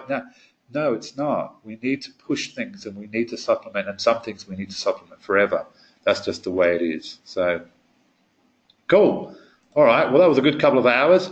Well, I'm not going to spend too much time on this. Actually, I think I came across this document, a few days ago, and I thought, oh, this is something I really want to get out there. I think more than anything, it's just a matter of getting out to you guys to have a look. And I think by reading this, you'll start to bring together some of the things I've been talking about. I've been talking about anions, we've been talking about cations, we've been talking about the importance of not drinking when you're eating. This gives you the sort of deep underlying reasons why, and I think it can help, bring a lot of what I talk about together, and to start making sense. It's like you said, it's done in such a great way. It's sort of almost covered all bases really, and I loved it. So I was gonna, we've sort of discussed it anyway, but I guess it was something I thought, we will have a talk about. But I think the main thing is just to, as the power of this, Christine, is for everybody really to get their head around this and get their head around the principles behind this. And if you do that and you ask those questions and you think about that theta potential, can anyone remember? Can you remember what, if we were to measure one of the big indicators as to theta potential is especially when it comes to electrolytes, minerals in your body, too many, too little? Can anyone, can either one of you remember what the reading with the conductivity should be to indicate that it's pretty well where it should be?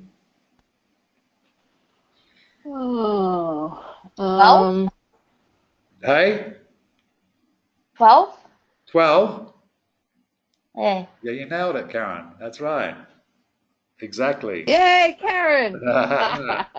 Now, this may seem relatively insignificant, all right? But a conductivity meter and understanding where that urine sits, and how far away it is from 12 is so damn powerful. This is where T.C. McDaniel, the cardiovascular expert who's talked about, Thomas Riddick discovered, all this colloidal dispersion and theta potential and stuff like that. But T.C. McDaniel then took that upon himself, and he started up this cardiovascular renal business based on nothing other than using a conductivity and focusing on theta potential. So important, all right? Because if it's up or it's down, theta potential. You don't have to have a microscope. That blood's going to be agglutinating, all right? So and you can then, if you go back through the discussions and lessons using the conductivity meter and stuff like that, you'll see, how you can then gauge whether that is it a mineral issue, is it too many, too little, is it a hydration issue, because you can start comparing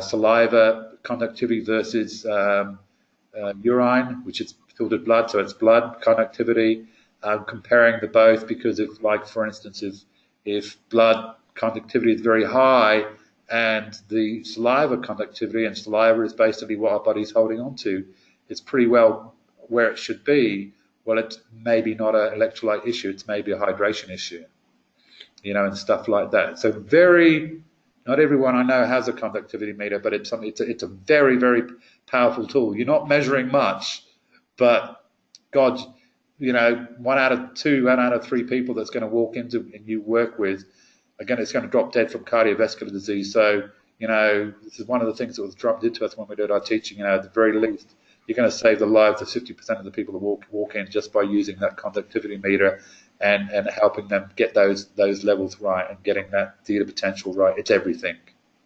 All right. It won't be there if you have cell membranes imbalances. It won't be very stable. It won't be there if you have poor digestion. It won't be there if you have liver congestion.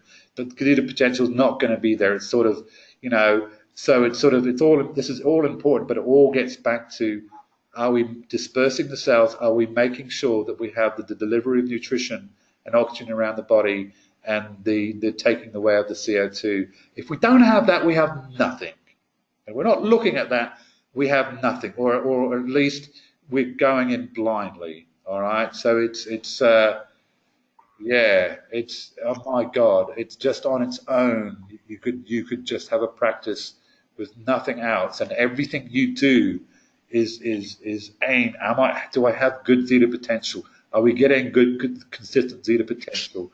Because that's obviously everything. All the work that you're doing, all the minerals that you're taking, everything relies on good theta potential so that we can actually deliver this stuff to the cells. And the assumption that will happen anyway is where I think the letdown is in so many practitioners and natural, traditional medicine, you name it.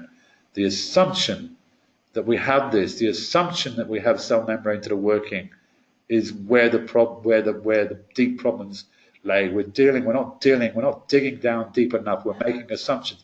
Well, if we have an assumption about anything, what do? We test it. Okay? We test that assumption. Let's just test it. You test someone, you say, holy crap, you've got really high, this is where it does get a little bit complex, but your saliva pH represents tissues, lymph. So if saliva represents your tissues, your lymph. So if your saliva is very high in pH or very low, you can tell if your lymph and your tissues are more alkaline or acid. But also conductivity. If your saliva comes through very high, you know that there's some congestion going on with lymphatics and stuff like that as well. It must be. It's all full of junk. All right. So it can tell you so much when you start to understand, not just measuring one, but comparing with the other. This is why we always look at the saliva, what the body's holding on to, urine, what the body's getting rid of, and understanding why. Why is it getting rid of that? Why is it holding on to this? Is it holding on to the right things? Is it getting rid of the wrong things? Inverted pHs. Why is that so wrong? Why is our body holding on to the good stuff and getting rid of the bad stuff? Inverted pHs. It should be holding on to the good stuff. This is why saliva pH should always be a little bit higher, more alkaline, more closer to 7. Well, the blood needs to be 7.365, but more closer between 6.5 and 7. All right. It shouldn't be acid and then the urine be alkaline. What the hell's going on? Why is your body holding on to acid? Why is it letting go of the alkalinity? What the hell's going on? And then we start looking at cell membrane issues, because when we're cell membrane issues, this is when we really whack our pHs all over the place. This is when we're anabolic. We tend to have very alkaline urine and blood, and we tend to be very acid tissues. When we're catabolic, we tend to have very alkaline tissues and very acid pH, blood. Right? They compensate. So it starts to help, understand that, especially when we start struggling, for answers. This is where it really comes into it. And like we mentioned before, sometimes you can just say, go away and take this and do this, and that's fine. But what we got to just at the same time understand that that's making them feel better, and that's really good. But there will be other issues manifested because of that problem, and at some point that needs to be addressed. Otherwise, 6 weeks' time, 6 months' time, 8 months' time, that you know, what's been fixed up is now not there anymore. It's, you know, we haven't addressed everything. So this is why it is important to address everything and try to, not necessarily straight away, but make sure, be mindful of that. All right, mindful that we may be just providing a pill and making someone feel better. And this is typically what happens with a lot of multi-level marketing products. People will take it, they'll start feeling better, but then it's, you know, how many of these people keep going to these meetings and stay on it for the rest of their lives? Well, didn't you ever get fixed? Well, no. It's just a continuous process of, they're taking stuff at work, they're continually taking it because they believe it's what made them feel better, and then it starts pushing them the other way, and because they're not watching, they don't realize. And then, you know, this is why you have so many people turning up for a multi-level marketing, you know, team meeting, you know, grossly overweight and sick and unhealthy. And it's because, you know, their product did make them feel better to start with, but they're not fixed. And they're still in a bloody mess. That's why they still go. You know, that's still why. And so they're not dealing with it at the right level. So you just be mindful of that. That's all. And so when you do start, you know, taking that extra step and taking things to that extra level, this is where this stuff comes into it. The power of understanding where the cell membranes are, the power of understanding where zeta potential is, because it can answer so many things for you. It can guide you. It can give you that, you know, that focus as opposed to just guesswork. All right. All right. Cool bananas. Well, I'm going to leave that with you. Are you still there, both you guys?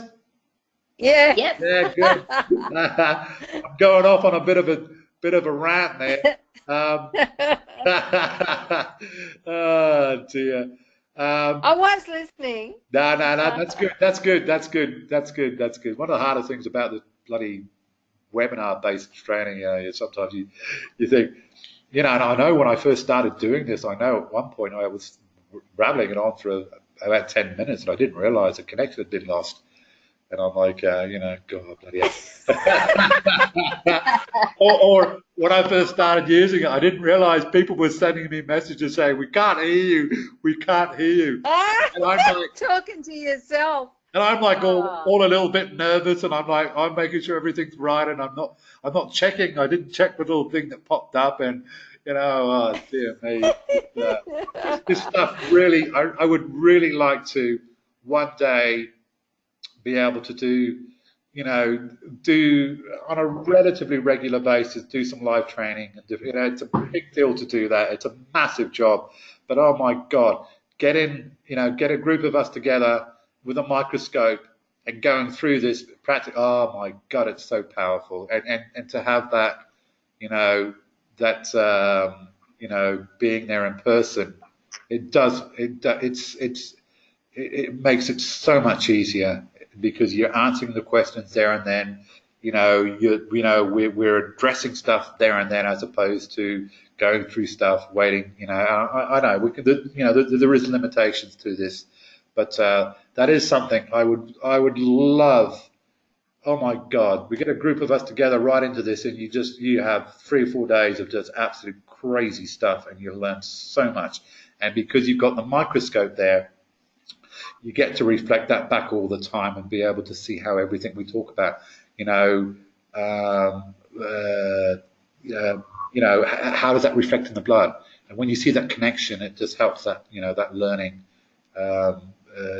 helps that retention and that understanding a lot more better, because you can. Yeah, it's visually based. Absolutely. Are you so as part of this course, right? So yep. as it goes along, right? Yep.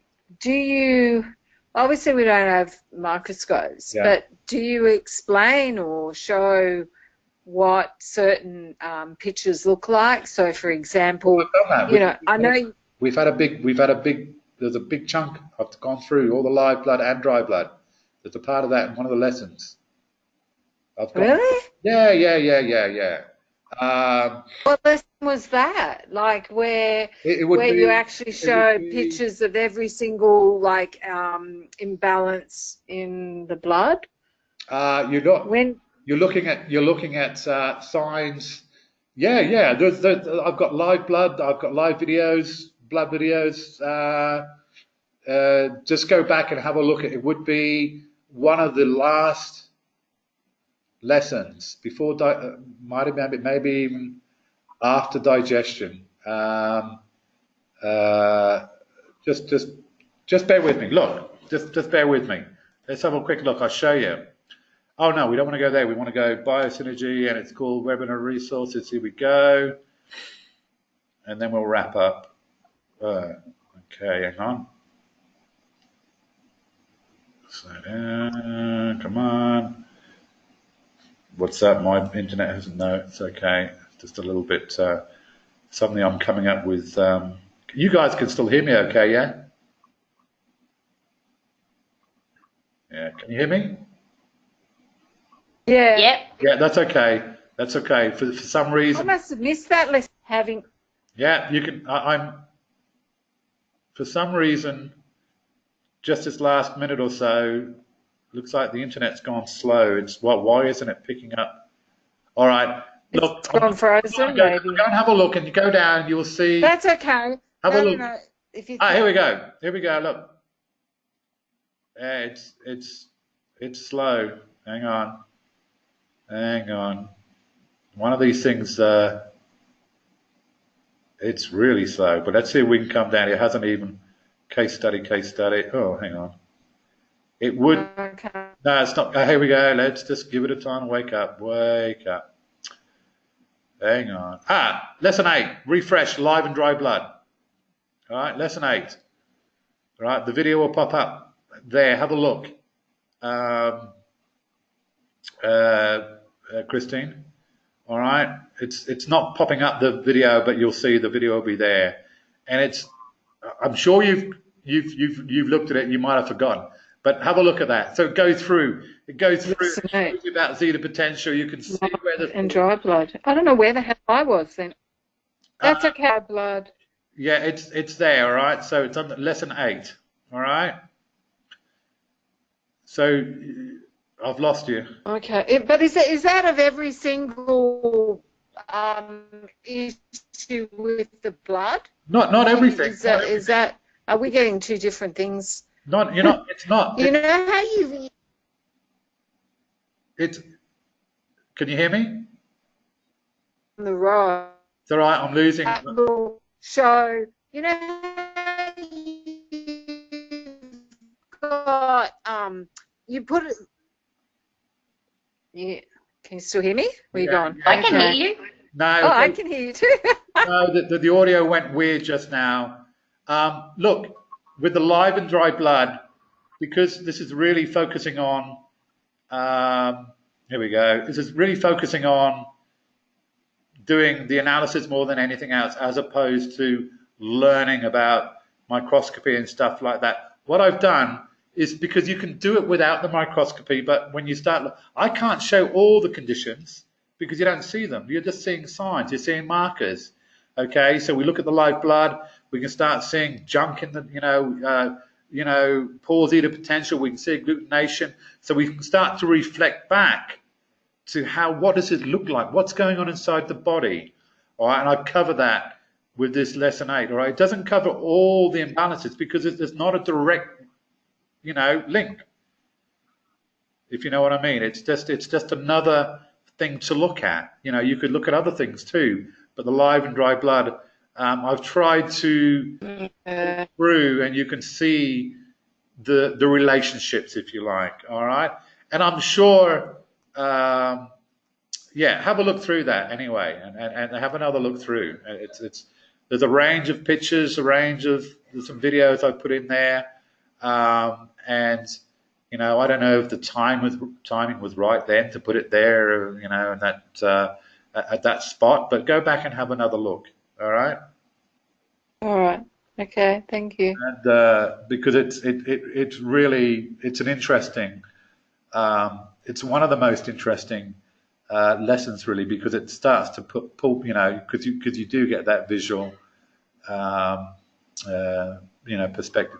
I've had a few people talk to me about microscopes and, you know, what do I need to get and all this sort of stuff. And it's probably, I will probably do a session, you know, just to, you know, out of the blue, we'll just say, okay, look, let's, you know, we'll do an hour, I'll put together a little presentation.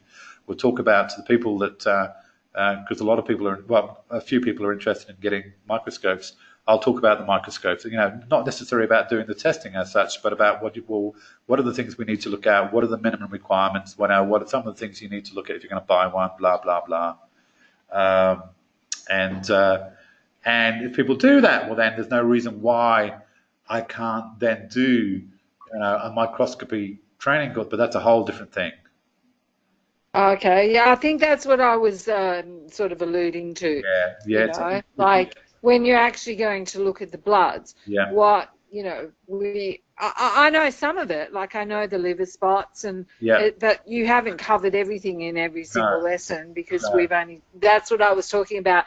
You know, you've got this big, you put the picture up the other day and it's got all the things. It says, you know, this is what ordinary blood looks like. Then you've got a picture of mineral deficiencies, you know, blah, blah, blah, you know. So that's what I was wondering. I show all that on this lesson, all right? Oh, do you? Because I do remember looking at that lesson, but sure I did. But look, one thing that's prompted me to think about, Christine, is I think what I'll do, because I'm going to be running another course soon. I mean, when I say running it, you know, like I'm looking at doing another biohacking course soon, but I'm going to sort of, you know, and everyone's going to get a chance to, you know, go back through that, because I'm going to revise all of this stuff and redo it, and, you know, add in what's, you know, lessons learned and lessons, you know, what can I do better, what can I, you know, what didn't work, what did work. One of the things I remember when I first thought about this, and that was incorporating some of these videos and some of these pictures at the point that they were relevant in certain other lessons. Okay, so if I'm talking about zeta potential, for instance, we can bring up a video as part of that lesson, which emphasizes and, you know, and reflects what I'm talking about there and then as part of that lesson, as opposed to a lesson on all the different conditions. So I think I'll do that with my next one. I will bring in these pictures. I will bring in, okay, we're talking about any of these conditions. I'll bring in, say, this is what it looks like in the blood. This is how it's reflected in the blood. This, you know, and we see, this is a live blood video of poor zeta potential. All right, so you can see what I mean by glutination, and you can see what I'm trying to explain about how cells, you know, disperse. You can see all that. So I've got a lot of it in there. Have a look and get back to me if there's stuff in there that's not there, and give me any ideas. Any ideas I can you know, add to that. But I think I will certainly incorporate that into the lessons throughout, so that, like I said, you know, you learn about one thing, this is what it's about, as opposed to go through right down to lesson 8 and then you start learning about those things and you're not necessarily thinking back to zeta potential or poor protein digestion or, you know, poor immune system, all this sort of stuff. You can actually see it at the time that you're learning about it. Yeah. Okay. Cool. All right. Cool. Thank you. All right. Thanks, Paige. Well, listen, let's wrap this up. That was a good hour and 20 minutes or so. Fantastic. I enjoyed it. I know there's only 2 of you turned up, but that's okay. If other people can watch it, they can watch the video or whatever. The most important people turned up. Thanks, Teach. Hey? I said thank you, Teach. Okay, thank you, guys. All right, look, and I'm running out of puff anyway. 2 hours of talking about this. By the time you get to 2 hours, it's sort of starting to get a bit Yeah. All right, guys. Lovely talking to you. You have Thanks so much. Have a good eve. Talk to you both again very soon. Awesome. Bye. All right. Bye. Bye, Karen. Bye. Bye, Christine. Bye, Mark.